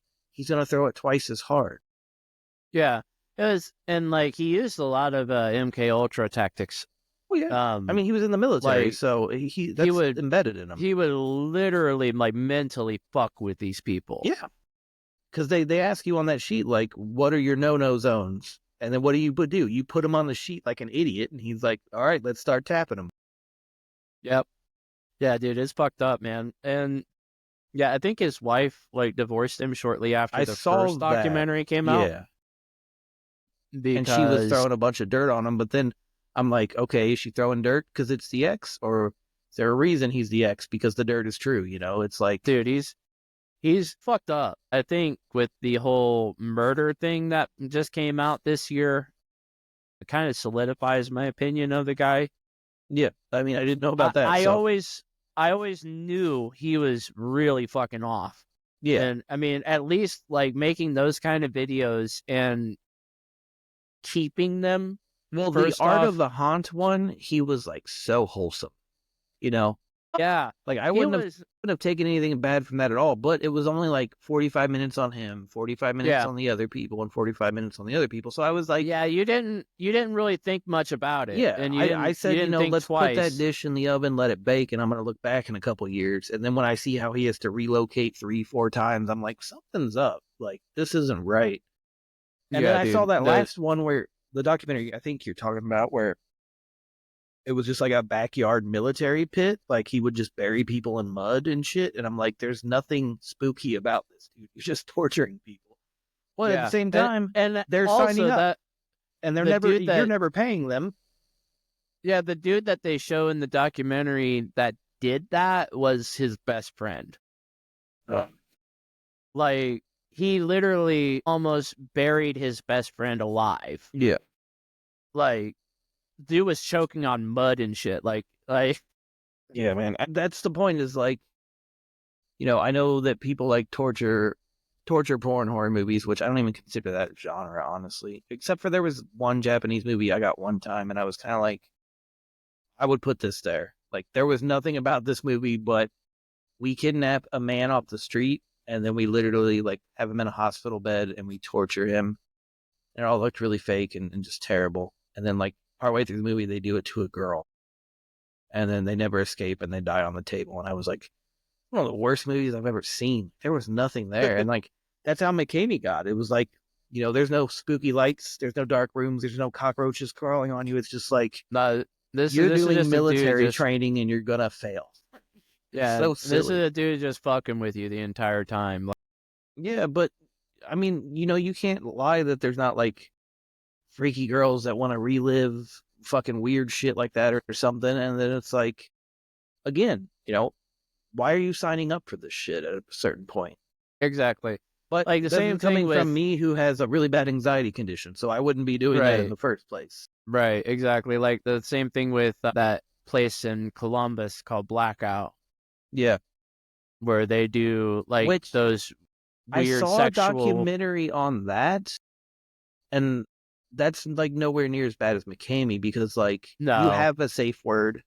If you say And that they safe listen word, to you. they Yeah, they stop, they turn on listen. the lights, like they do aftercare and like make sure you're okay. Like they do their best to like, because one guy who did it was not there for sexual reasons, but he had PTSD.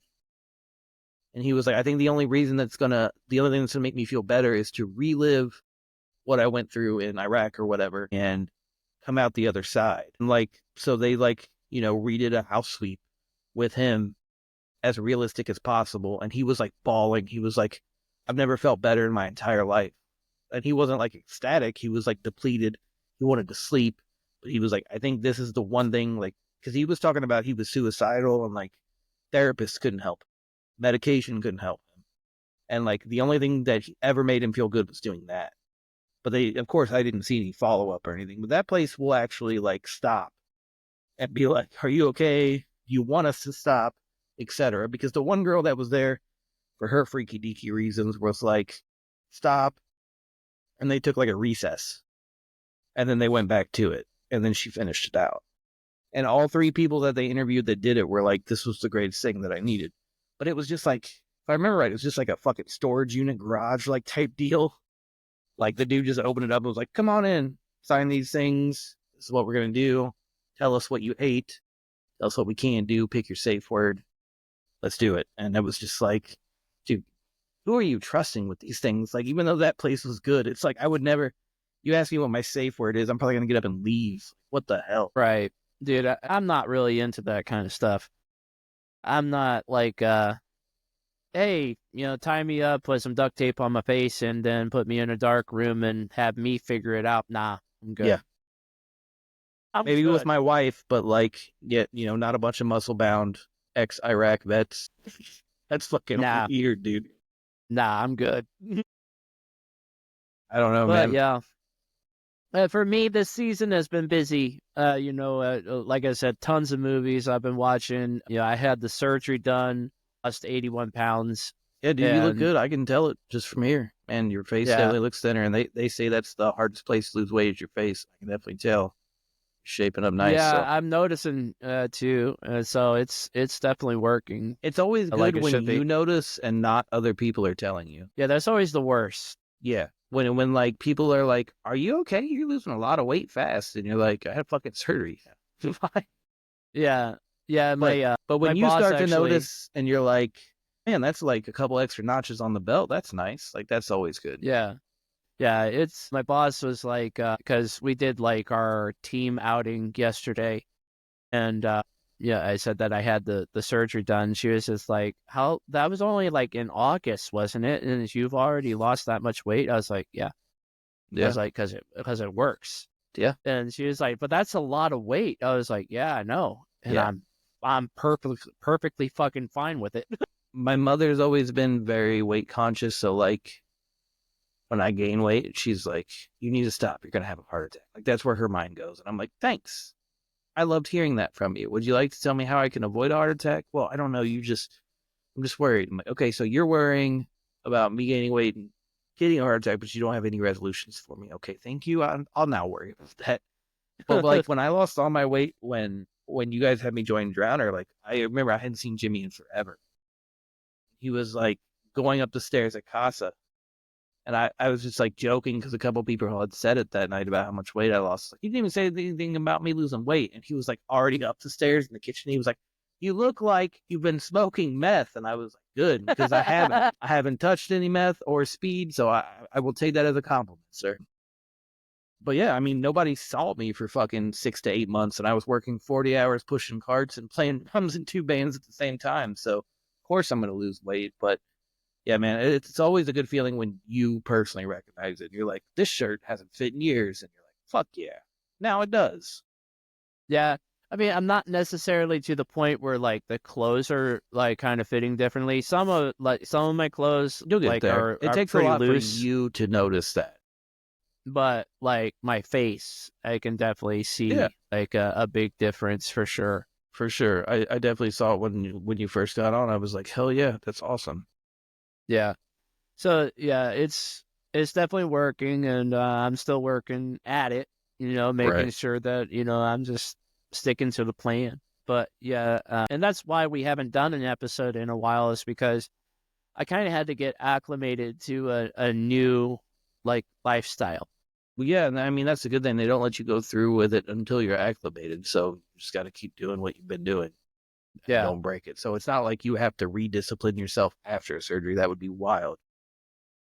yeah, and they do like for insurance purposes, they have me go through like a 6 month like clinical diet, Yeah. and then actually that didn't end until like a year and a half because I still had some ups and downs. Right. But you know when she finally approved me for surgery, everything, that was weighing me down, everything that was bothering me, everything that was just fucking with me this year kind of just went off my shoulders, and I was just fucking ready. Yeah, I dude. was The best is done. going to be like, when you're in the middle of winter and you're getting cold for no reason. Like, what the fuck? I normally run Dude, I'm hot. already getting that. Yeah, yeah. Yeah, I'm already getting that. Like right now, I'm sweating bullets because I need to fucking lose weight. And like, we it'll be like 60, 50 or 60 here. And I'll be like, and it's going to be nice outside. And I'll go like walk across the street Speedway and I'm already sweating. And I'm like, no, it needs to be colder. No, I need to lose the fucking weight. That's the problem. And when I lost all that weight for like before I started Drowner, dude, I would have like 3 fucking hoodies on when we were practicing at that practice space, and I'd go out to smoke in the middle of winter. I'd be like, "It's fucking terrible. I hate this." And it's just like, no, man, you weigh 115 fucking pounds. What are you doing? Yeah, I mean, I yeah, think that I and didn't get to 115, but I got to one. I think 151 was the lowest I got. And my doctor was like, "You need to put on some weight." I'm like, "Don't say that to me, dude. I feel the best I've ever felt." And it unfortunately my 150. I mean, 150 for someone at your height and your stature, it's actually kind of a good yeah, weight. I just had no muscle was the problem. No muscle was, yeah, It was just like skin and me and a bunch of baggage of fucking extra clothes because I didn't accept that I lost all that weight, so I still had size 44, 48 jeans in a belt, fucking wrenched to oblivion, Dude, sagging yeah. extra hard, like, and a 3XL dystopia shirt on, looking like I fucking do crack. And it wasn't until I started buying all those small clothes where I was like, fuck yeah, dude, this rules. Like, I know you remember the REO Speedwagon shirt, but I have a fucking Totes Brute shirt. And they were like, all we have is an extra small. And I was like, give it to me. Fucking put it on. Fit. But it's like a tube top. And I was like, dude, the day I can get back into this shirt, I will be so fucking happy. Like, I could put it on right now, but it'd probably bust the fucking seams. But, I mean, that's my thing is like, I don't ever expect to get back to 150, but like, as long as I push for that, any weight loss is good at this point, dude. Yeah, man. I'm just fucking tired of Even I've been getting hit with sleep apnea, and I'm like, that has to be what it is, because I wake up in the middle of the night and I'm like taking the biggest breath of my life, and why the fuck did I just do that? And I'm like, oh shit, that's not good. I know what that is. I have that. Yeah, I have sleep apnea, and it's not fun. I mean, the weight loss is the best thing for it, though, man. My dad got diagnosed with it, not at his biggest, but when he was starting his weight loss journey, and he was like, yeah, I still use the machine, but like, that's just because I'm older. But he was like, really, like, I've been getting good numbers without the machine, even since I lost all my weight. So, that's truly the best thing. Me personally, I like sleeping with a mask because it keeps my mouth nice and, hydrated. Yeah, dude, I get cotton mouth so fucking bad. And I'm like, is that weight or what? And like, what is going on? It's because you're breathing with your mouth open and your mouth gets because dried I wake out. up in the middle of the night and I'm like, holy shit, like I'm at sandpaper in my throat. So I've been like sleeping with Gatorade next to my shit every night. Yeah, because when you go into what they call apnea, right? Your breath stops, and then your body's first initial reaction is just to have your mouth open. Gulp that like shit. Yeah. Your that's your body's like instinct. That's what I figured. Have your mouth open because I'm not smoking anymore, so I'm like, it's not related to that. No, it's just because you're breathing with your mouth open, and when you have sleep apnea, you breathe very heavily at night, right?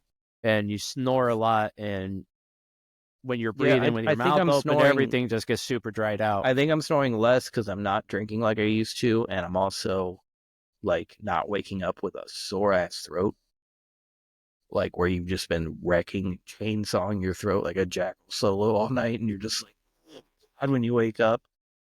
So that's good. But yeah, I mean, I'm just waiting for like just another week to cool off, and then I'm gonna start like hiking, and then after that, probably during the winter, I'll just be doing cardio on the treadmill. But like once spring comes back around, I just want to hike, because like hiking is that one thing where I can zone out and be like, this is an exercise. This is cool. Like I'm exploring some woods, listening to black metal. It's fine. But yeah, other than that, it's just been music. I've been working on tons of music. Yeah, Sean has been projects. Like, when can we make music again?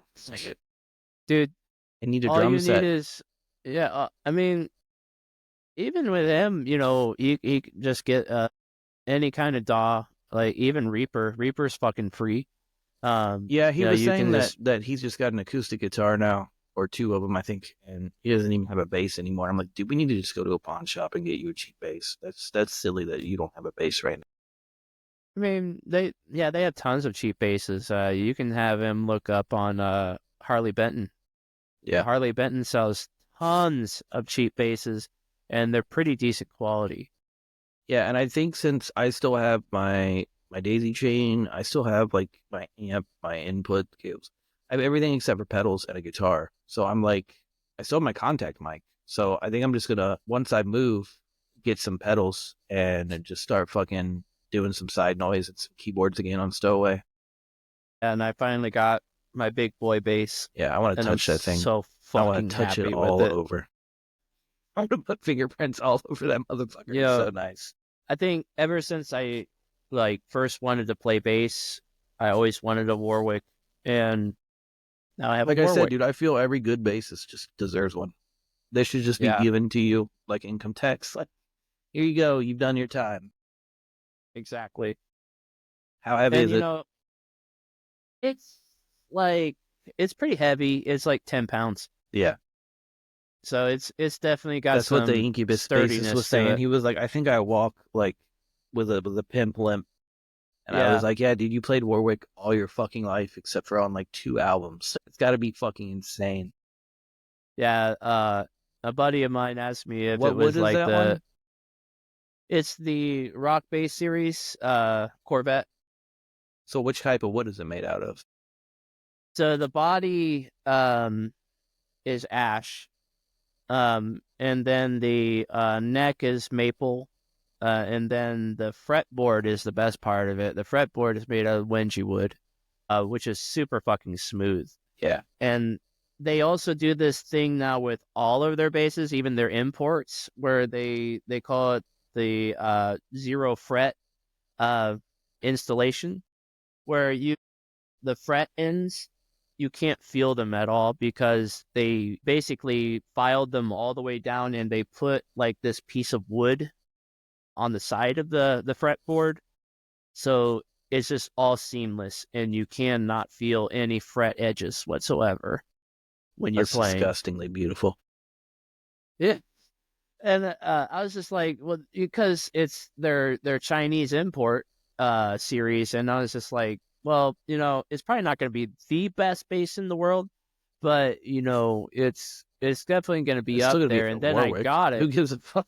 Well, then I got it, and I was like, man, this is even better than I Yeah. thought it would be. Like this thing is crafted really well. The pickups are Like I fucking always see these modest dank. as because like so I started watching in my YouTube recommendations like try to play that song. I know you've seen it with like drummers who have never heard a song before and they're not Yeah, told what the song yeah, is and they can't hear the beat, but they can hear yeah, everything else and they try to match it. yeah. I've seen Right. tons of those. So I saw this one chick, the drummer for Mars Volta, who had never heard YYZ, and I was like so mad. I was like, "You are drumming for Mars Volta now, and you've never fucking heard of YYZ." But then it makes sense because like Rush is very structured prog, and you know that Zavala doesn't want structured prog. He wants weird out there shit. Yeah, So it kind of makes sense. But I started watching that series, and I was like, "Man, this is pretty cool." Like Portnoy tried to learn Numa from Tool, and it took him yeah, like 4 fucking hours, and it was so funny just seeing that man being upset because when I started drumming, I tried learning his shit off the rip because Alex and Sean were big Dream Theater fans. When they started playing together, and when I found out I could play drums, I was like, okay, I'll try it, and I couldn't. So it was very cool to see him struggle, but for some reason that switched to like bass world shit, and Sean will laugh at this because anytime Sean would warm up for bass, I would like have to yell at him, like, get the fuck out of bass world, because like he would just be like fucking tinkering around on his bass, and I'm like, shut the fuck up, like we got songs to play, stop. And he would just go to town, and I would always like yell at him for being in bass world. But that's what my YouTube algorithm went to, was bass world. So I've been seeing all these bassists trying to play like really hard parts that I'm not used to, like a guy who's never listened to Primus trying to play like fucking Big Brown Beaver, and I'm like, all right. dude, you're about to get wrecked. Like you have no idea what the fuck's about to happen on this bass. And he's like, I can't even hear the drums. I can't hear the guitar. All I hear is he's playing all 3 instruments with his bass somehow. What the fuck is happening? And that's how I found the Incubus video. But I will see all these humble ass bassists being like, they're like, all right, so what kind of bass are you using today? And he's like, I mean, I just got one of like the cheapest Warwicks. And he's like, what do you mean one of the cheapest Warwicks? Like that's one of the greatest basses is like you could literally fucking have is any Warwick at this point. Like they don't really make a shitty bass at any venture in their lineup. Like No, it's I always mean top tier the craftsmanship. the German made bases are beautiful, Oh yeah. obviously. I mean they definitely have fucking like shit that's gonna ruin your life if you buy it. They're it's also like kind of like their bottom tier is fucking very well respected for a good Yeah, reason. yeah, and I really couldn't be more happier with it, because you can still get that classic kind of Warwick tone out of it. You can also kind of go into their other model, the thumb bass kind of territory as well, with just using the bridge pickup. And it's what I wanted, and it's everything that I could hope for. It's really great bass. So you can sell all the other ones, right? Except for the Rickenbacker. No. You're like, No, those will be here with me forever, I think. Yeah. Because I don't think I could ever really I get mean, rid it's of just anything. ridiculous. I still wish I had my Squire Bullet, which was one of the worst guitars I ever had that Sean scratched. But it was the cheapest guitar in They're good. Musician's Friend, and I begged my mother for it. And I never took guitar seriously. But I still wish I had it just fucking laying around. They're cool guitars. They have good tones, especially if you're just a beginner. I think like as far as like really cool guitars go, I just recently got this one this year too, which is the Ooh. Ibanez label, Dude, I've the always string, loved Ibanez. I'm not even going to front. and I got it on a really good deal. Ibanez is like the best way to get cheap Floyd Rose, fucking Whammy Bar City, and it be dependable. Well, what was really cool is that this is $1,000 guitar, Yeah. and I got it on a really good, really cool trade. I think I traded the guy like a couple of pedals, and I sold him like an old Ibanez bass that I had, Hell yeah. and he traded me this straight up for it. Has nice Grover locking tuners on it. I love the fucking Yeah, the that's stripe down there. That's really cool.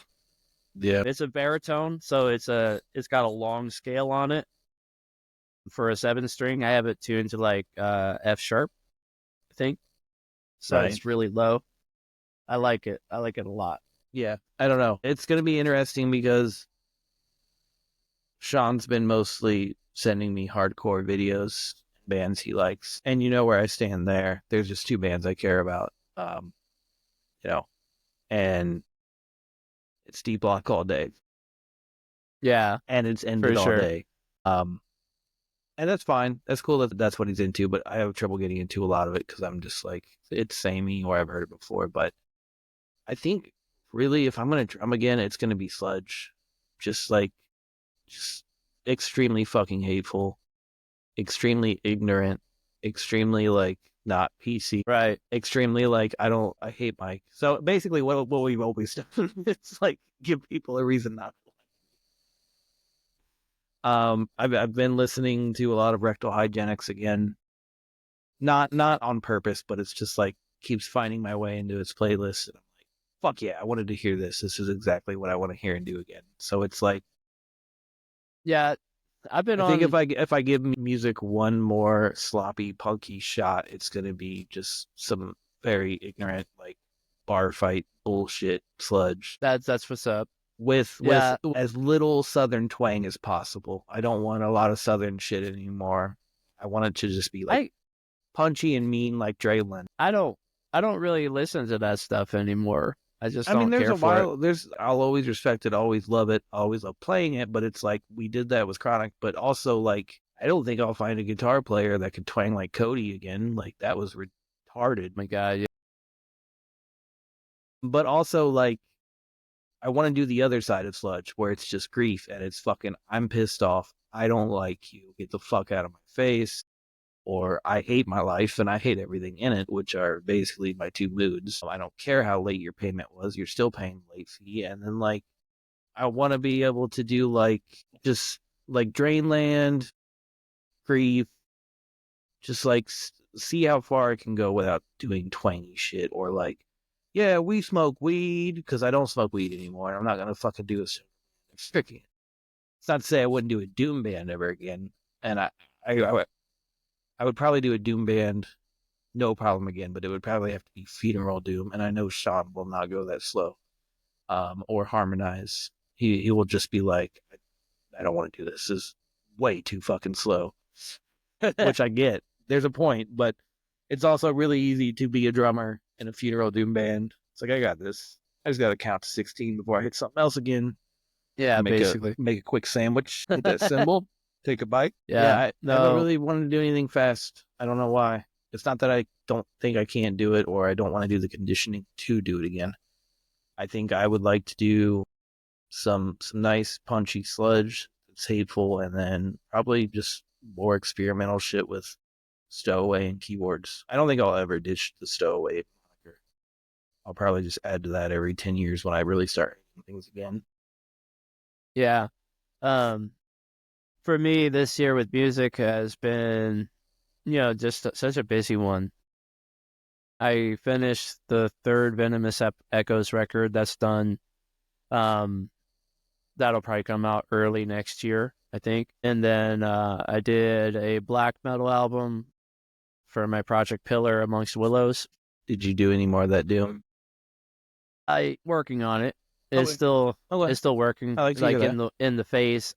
Dude, So it's like that floored me. I mean, for me having to the personal connection floored me, and being your ex-band member floored me, but like also just like knowing you were struggling with drums and getting those down, right? And then hearing it finally happen, I was like, dude, fuck yes. But also like ever since that Con 8 record, there was a long gap beforehand with Mizmor and Hell where I was like, dude, Mizmor is starting to just churn out shit. Like it's the same song every time. And I'm getting annoyed and like I don't know enough about New Doom where to look. And then like they just dropped that Con 8 record. It's like, fuck yes. it's so good. And then in between that and your release, I was like, now what's Doom gonna do? Like I don't it was like me poking Doom with a stick, like do something. And then you just gave me that. I was like, fuck, thank you. This is so good. Like I mean truly, like top to bottom production, every instrument was fucking awesome on that. It was nasty as fuck. I appreciate it. Yeah, so I'm glad to hear you'll be fucking with that more. I'm working on a full length for it. It's gonna have a cover on it. It's gonna have a low cover called Whitetail. I'm very surprised. No, you're not. I mean, if anybody knows me, I've always loved that's a good that fucking band. song. So there's no issue there. I'm not thinking of the diss. It's just there's low cover. It's a Ben Doom out. Yeah, I mean, I don't think I'll ever stop listening to that band, and it's so. I think I did it because Mimi passed away from cancer, and it's always been just one of my favorite songs, so I had to put it on there. But yeah, I'm still working on that one. I did a kind of like a cryptopsy kind of thing with somebody over the internet. Like Cryptopsy and Dying Fetus kind of meets together a bit. Ooh, okay, that's exciting. Y'all just shoot me that. That's not probably going to come out for a while, right? Because we're trying to get it put through a label called Comatose. I love that Fetus is playing hardcore shows all the time now. I'm like, yes, because that means you have to have Bringing Back the Glory in every fucking set. Yeah, dude, it's so good. Seeing them open with Bringing Back the Glory, playing like a couple of Dying Fetus songs, and then closing with Kill Your Mother, Rape Your Dog, and everybody's like, what the? Yeah, that last record they put out though is a fucking banger. And I can't stand Gallagher with long hair. It's like if Cabin Boy had long hair. It's so scary, dude. I saw him on an interview just like talking about, and it's funny because like he's not a druggie or an alcoholic, but his brain is just like toasted from the riffs. You can tell because like this dude's asking him all these deep cut questions, like, so when you guys did like Mighty Forest Trolls of Satan, like what kind of tuning were you in? And he's just like, well, like I really like hip hop, like NWA and stuff. It's just like just completely gone from riffing for so many years. Yeah, I love Black Fetus, man. That band. I know I talked shit on them for some years at some points, but they never deserved it. The band is fucking dude. It was one of the best bands I've seen live ever. Yeah, like I would fucking obliterate the entire deathcore genre if I could just keep Dying Fetus. Just like, boop, there it is. And I know they're not deathcore, but it's just like they spawned all that shit, and they just have the nastiest fucking groove. Like even I remember Cody Drunk one day was like, "Man, this shit rules," and then he's like, "I love the groovy shit, but their grindier shit kind of falls apart." I'm like, yeah, I get it, whatever. And then when he sobered up, it was still in the car, like on the ride back. Put in something else. This sucks. It's like, dude, it's so fucking nasty. They groove so good. Yeah, like all of their like groovy like thrash breakdowns are so good. And Homicidal Retribution is such a fucking nasty song. And maybe that's because I'm a drummer, and I don't even like think that that's their best drummer. Like I love the blonde dude they have now, and of course Kevin Talley, especially for his quote, "Beat your drums like you beat your ex-girlfriend." But like the fucking drums on Homicidal Retribution are so disgusting. I'm just like, how did a human fucking do this? Then of course their new drummer's like, oh, he did it like this, so you're replicating that shit. Cool. Yeah. So I have that, and then I did like a kind of a weirdo experimental band called Void Blight. We put out a record this year, and that was fun because it's super. I don't even know how to explain it. It's kind of like super jazzy and super weird and kind of Portal-esque, and it's just like kind of like all over the place. I kind of feel like that might happen too. Like if me and Sean get back together, we might just have one song that's this, one song that's that, one song that's this, and that's whatever. Because he's even told me like I'm not interested in playing shows. Like I just want to like write the music, and I'm like, I can get behind that. Like I miss playing shows a lot for sure, but also if you want to do that, like you want to do that. Like I mean, I've told him countless times, like both you and him are the only bassists I really want to fuck with. I mean, I think being at that Inner Arma show just like solidified that I don't want to play in the metal scene anymore. Yeah, or play Like and leave. whatsoever. Like play and fucking leave, you know? If somebody really wants you bad enough, book you, play. Don't sit around for the opening bands unless you like them. Don't fucking, sit around for the closing bands unless you like them. If you don't like anybody, play and fucking leave.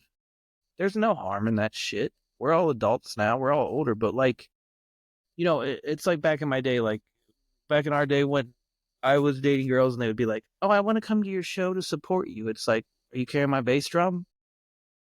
Because I know you don't give a fuck about grindcore. And like people would always take that the worst way. And it's like, look, you don't like this music. Why would I want you to sit there for 30 minutes and listen to me play it? I don't need your support. Like Yeah, if like my bass pedal falls off because I'm too drunk, it's not you that's gonna put it back on. It's fucking Corey. So I don't really know. Like we don't need you there. So I want you there because you like music. Like I used to have people who'd be like, "Man, will you come out and support us tonight?" Like I don't like your band. I'm sorry, you're my good friend, but the music you make, I don't care about. And I've always stood by that. I'm not just gonna go see you because it's something to do, especially if I'm paying money. But even not, I'm still just sitting there listening to something I don't truly enjoy, and that's just faking. I'd rather somebody be like in the crowd, like, "Oh, dude, I love you. Let me buy all your merch," and be legit about it, than just like be upset my best friend wasn't there because he likes hip hop. Like silly. Yeah, I mean, it was just kind of weird, and of course, big ups to Angelo always being a cool dude and just coming up and talking to me. But yeah, it was just a dumb thing, and I didn't really care for like the environment that much. But Right. I loved Antichrist Siege Machine. They fucking killed. Yeah. Volcandra was good, and then of course Inner Arma was good. There was another band that played there. Can't remember their name though. Nobody will. They were a fine. local. They were a couple of local yokels, but I won't cancel you. I promise. Were they called Nakai? no, it was. I heard It those was dudes were something- dicks. No shame. I love those dudes. It was something Pizza ridiculous, like kind kind of of like what- probably. well, no. God, I miss those dudes. I mean, just like I take for granted steadily seeing almost every weekend a grind band just melting your fucking face. But Yeah, also letting you get stupidly close. Like you're just grinding your dick on Mike while he's drumming. And he just like doesn't care. Like, yeah, and you guys just have the biggest hugs. Like, it's why I've just been like kind of disenfranchised with fast music since then. Because not only did it all turn to porno grind or something stupid, but like you're not gonna replace those memories, man. And you were No. around longer than I was, so you probably got to see more crazy awesome shit than I did, but like I was at the tail end of it, and I wouldn't trade it for anything. But it's also like, what's gonna top that? What really kind of gets to me is the way that it is now, and how everybody is so weird now, and how like back then we were all so like super tight knit and super cool. Yeah, dude, like we used to love each other because we were weird, and now we're like, no, he said that thing on Facebook once. No, he beats his girlfriend. Like, but he's still here, and we're still letting him in the building, and Yeah. it's fine. But we'll just stay in this corner. It's like that. It's like when you're forced to attend your friend's wedding and all of his extended family are there, and he's like introducing you to his meemaw and his pawpaw, and you're like, I don't know you, and I've never known you, but how's it going, sir? Like, Yeah. yeah, like why?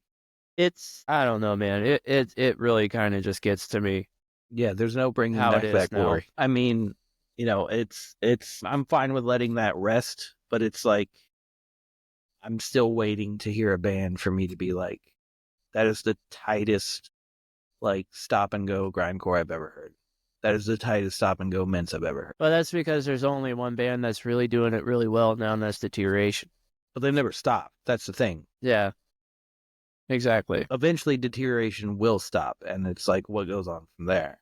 And Yeah. like I've seen Deterioration inspire people, but I haven't heard those bands that were inspired by Deterioration be anywhere nearly as good as Deterioration. If you give them a swing, it's like Power Violence. Like everybody disses Power Violence, but every like 10 years we get about 2 to 4 Power Violence bands that you're like, fuck yeah, this is what it is. And then like you have a 10-year gap.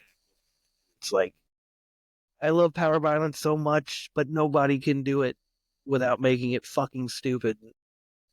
And it's like they don't get that it's supposed to be stupid. It's supposed to be making fun of Macho Man fucking hardcore bullshit. It's supposed to be the counter to that. It's supposed to be not all these stereotypical time signatures. It's supposed to be, odd time signatures and shit. And just fucking stupid caveman vocals. But they're like, no, I think Power Violence is just hardcore. So we're just going to be a hardcore band and say we're Power Violence. It's like, okay, be the thing that you're made fun of for every original Power Violence band. Like, it's so tiresome, dude. It's like Weekend Nachos came out and everybody's like, finally, we have a good Power Violence band again. It's like, they're a hardcore band. What are you talking? Yeah, and like I love Power Violence more than grindcore, but maybe it's just because I'm older, and I've gotten to the point where it's like I don't want to see the newer bands because I've heard the newer bands and they sound nothing like it was. Yeah, and it's not even like trying to boom her out. It's just like it's not there. It's just not there. It's missing woefully.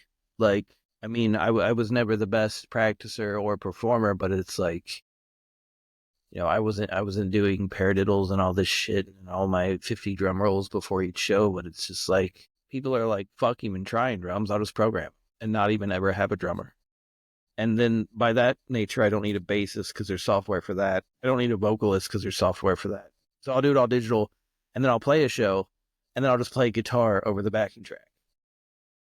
And it's like I'm not even stepping a foot towards my front door to go see you. I'm sorry, dude. It's not happening. Like, yeah, I mean, like, I'll listen to you. If it's cool, I'll say cool. Like, Infectious Joking, I would probably never see that band, but listening to it is fucking awesome. Now, if I find out that they are playing live, they're cutting samples and with drums and guitar, and the rap samples are influenced in or woven in, I'll go see that band fucking day one. I don't care. But I want to see you perform. I don't want to see you like play the first riff you ever wrote with a fucking backing band that's not even there. Like, that's just fucking stupid. Yeah. And like, I get people that message me all the time, like, is Venomous Echoes going to ever be like a live band? And I'm like, how? Yeah. I'm like, how? I honestly, if I were to teach people how to play that stuff, it would take forever. And I just would rather it just, for now, just be me. And you would probably have to resort to session musicians that you don't know that want like a fucking $200. I would have to, I would have to pay like an arm and a leg. Yeah, like that's silly, man. And I get like, why on top of all that, like if I were to ever get like a live band together, I would have to pay everybody to travel to come either here or me to go there. Yeah. And, get shit tight and then blah, blah, blah. And I'm just like, man, I'm not for it. Yeah, like that's why I'm kind of 50-50 with Sean. It's like, I get why he doesn't want live shows. I totally hated very many parts of live shows, the environment, the waiting around, the like, I can't drink because I got to drive everybody home later. Or if I drink now, I got to wait 5 hours after I play. Like, we got to play first. Like, all the just bullshit. Will the cops come in the middle of it, shut us all down? Like, who knows? Which that was kind of fun. But, I get that, but it's also like, I do miss playing shows. I literally miss being behind the kit and watching like people's expressions and shit. So it's like, It's a play a double-edged couple a year. sword. Play a couple a year. Just don't Yeah. fucking overdo it. Don't be like, we're going to tour 45 cities. That's stupid. You're not going to tour 45 cities in my fucking Corolla. It's not going to Dude, I tell you what, I'll be lucky if I make it to Beaver Creek. I have no inkling to do anything like that Yeah. at all. Set me up with that like is- a Halloween show in 2025. Maybe. yeah. 6 months in, And, like- probably, yeah. But like, And like I even you like, better be I there had, or you better have a camera. like exactly. And And I I like even that, had like that air of mystery. Like, and I always Yeah. talked with you and Jimmy about like masks, robes, weird shit to fucking throw shit off. But everybody already knew who we were. But like, if you can come up with a project, show up, nobody know you, and start from that, like, I think that would be cooler to have the anonymous nature. and I think like Then you can be know, real Venom- ignorant. I mean, Venomous Echoes is very theatrical in an audio source, but Yeah. yeah, I just don't know how I could pull it off. I even thought about like having somebody like shoot me like 45-minute video and just have the music play to that as a score, Right. and then just like tour that, just like have people watch it. Like, like it's not even like a band entity. It's just like its own thing. But, I just mean- don't want to, I would never want to go up in front of a crowd with a computer and just be like, Merge here's mode. the first song. Just merge about that shit. Like, here's the first song. Like, no, that would just be like Putrid Pilot. Like, I just I don't see the appeal in it. Yeah. I mean, Because I still truthfully remember the day that like a noise show broke me that I was like, I don't want to watch them. I mean, I can name them. You'll probably know this type of behavior off the bat. Casa was very packed. I don't remember who else played. Maybe Roger. But we all know that, the smart ones were there for Roger. Most people were not. I remember and, that show. Yeah. Our local headliner decided to take his cargo army bag and use his cereal bowl chest to dump out all of his fucking pedals and cords on the floor, which were all tangled up in a big fucking ball. And he just plugged it into an amp, slapped around a bunch of pedals for 10 minutes in the most disorganized, fucking retarded way I've ever seen in my life, and was just like, boop, I'm done. And everybody lost their shit. And I was like, I'm just done going to noise shows. Like, no one cares anymore. I don't expect it to be like a planned note for note thing, obviously, but like, if you're just like, fuck this, and then you just press a bunch of buttons, and then you're like, I did it, and then everybody loses their shit, I can't handle it. Yeah, I mean, like, I think the only noise act I would really enjoy to see anymore would Pedestrian Deposit, because they always put I mean, on there's still a few super- I would go see, but I don't even know who's still doing it. But if Pedestrian Deposit is, of course, like, obviously. No problem Yeah, there. because they always put on like a really visceral performance, Yeah. and they always had like super good dynamics. And And don't get me wrong, like, I miss just straight fucking 10 people on a noise show bill. Those are some of the best times ever. Especially when I was first finding out about the genre, but it's just like, I'm not going to watch 35 people go ape over a headliner that does nothing, that I know personally, that has no talent in his fucking decrepit scoliosis ass body. Like, yeah, and just talks shit all the fucking time. Like, nobody could harm him, and then like a fly could swing on him and he would fall over. Like, it was just a really bizarre, like, egotistical thing that I didn't expect ego to ever come out of that person. I was just like, what is this, and why is all these people like driving here from out of town to see this? Like, we had a bunch of people from out of town, and I was like, I don't understand. Maybe just because And we it- saw it every week, but it's just like, it just wasn't my thing. yeah. And I mean, know exactly what you're talking about. And I But- I almost took, but I did not take off the dude from Slob Donovan, bless his sacrifice. Yeah, fuck, dude. I know. It's Brain Fart City It's right been now. so long. I almost took his channel off my Jay. subscriptions. Jay. Yeah, Jay. Yeah, I almost took his Bullard. subscriptions off my channel the other day when I was cleaning up subscriptions, and I was like, I can't. There's too many good shows that he fucking filmed. There's the whole Blessed Sacrifice full length on there. Like, I can't remove him because he was so like Jimmy like introduced me to Noise and then was like, hey, I have to play this show and would you mind giving me a ride? And that's when I met Maloney. I met what's his face with the record store. Fuck, he's done a couple things. Fuck. I met Justin Buston. But I met like everybody from our area. It was the Goat Shed show. Right. And I remember like my girlfriend being like, hey, call me, let me know what's going on tonight, blah, blah, blah. And I was like, shit, I forgot to tell her I was going to the show. Let me just go outside and call her. And Jay was playing. And I had to go like from the Goat Shed. It felt like half a mile to the driveway to fucking call her and be like, hey, I'm at a show. It's really loud. And like, I can't really talk right now, but I decided to take Jimmy to a show and we're just like hanging out and they're all playing some music and it was whatever. But like the entire time I'm like probably a football field away from this Goat Shed.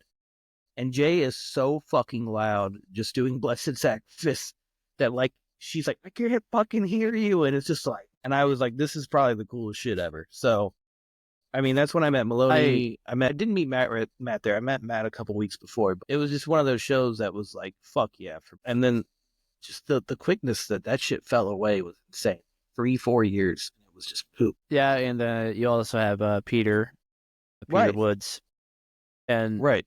And I miss him so much. There's not enough to be said for Peter and Mountain Language and just all the things that man did. Even just sitting around talking shit while we drink around him all night, or seeing Stu in the corner plugging his ears because he let Drowner play. Yeah. Yeah. No, yeah. And you remember Dave at the New Year's Halloween show? Just being shit. My God, dude. Yeah. I remember that. That is one of my favorite memories. Like, hey man, you work at Kroger's with me and you like William S. Burroughs. Come do a Noise show tonight. Because he would record Noise for me on random like dollar store cassettes. It would be like Billy Ray Cyrus, and I'd take it home and I'm like, this dude's literally making noise. I don't know what the fuck he's using, but like, this is weird. Fucking just had him get in my car after work, picked up Jimmy, and we went to New Year's Eve Noise Fest. And he's so fucking, that was a fucking great night, man.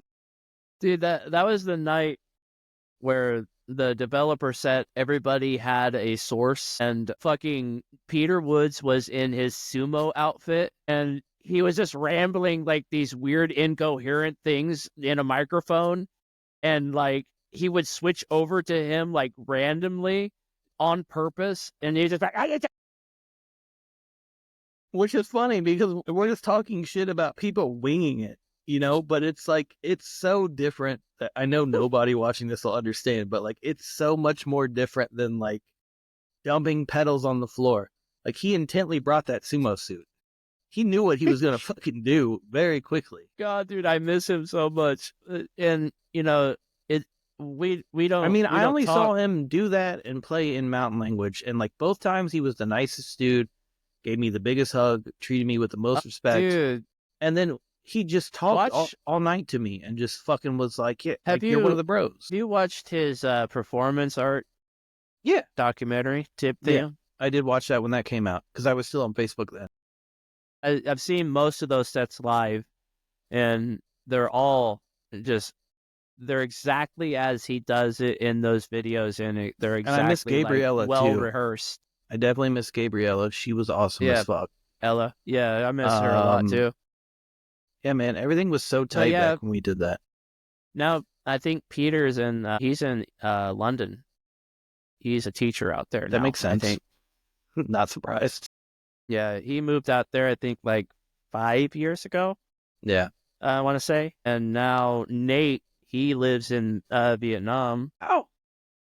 That's crazy. Yeah, Nate Tandy, he lives out in Vietnam. He's married out there. I think I remember him like dating that girl or whatever when we were doing Chronic Demise. Man, I miss Nate so much. Yeah, he's out there and he's a teacher. That was another dude that like, whenever I saw him, he remembered who I was. It wasn't like some fucking weird, like, who are you thing. There was nothing like, I don't know you, get away from me type shit, or I don't really remember you, or whatever, I played a show with you type shit. Like, he always, like, would continue where we left off and have, like, an attentive conversation, no matter how drunk we got. I mean, it's the same with Nate Hara. Like, every time I seen that dude, it was always just like, what's up, man? How are you? Big hug. Like, those are the few outliers that I really fucking miss. And I mean, other than that, you know, it's unfortunate because those were the people I would have rather been closer to than some people who, you know, just did the whole date and talk shit 24/7. Like, I used to watch people just talk shit about somebody, and then when that somebody would walk in, they'd be like, "Oh, what's up?" and give them a big hug, and I would just sit there like, "You were the fucking worst, dude." And that's what drove me out of the community, like, shit like that. So I'm glad that those people fucking got some awesome shit going for them, because they totally deserve that shit. Yeah, I think Nate, they just had their second baby. Fuck yeah. Yeah, so That rules. he's and doing Nate's really sets were well. always so good and different too. He just recently came back, and I saw him do a set at Skeleton Dust, and it was fucking gnarly, dude. Maybe we should go sometime. Yeah, I mean, Orgasmic, the response unit is just so fucking gnarly, dude. It's one of the gnarliest noise acts I have ever seen, because, you know, he works with, you know, tape, and then he also works with just straight metals, and just like, he fucking had a saw grinder and just shooting sparks fucking everywhere, dude. It was fucking, it was gnarly as hell. I know what's his face invited me to some Skeleton Dust shows, but that was kind of when I was like on my outs with Dayton, and I was like, man, I don't mind running into you, of course, but there's just people I know that are going to be there that I don't even want to. Yeah, and I also saw Nate from Cincinnati as well. Powell? Just recently out there. Yeah, Powell. Is he doing good? Yeah, he's doing really good. Good, man.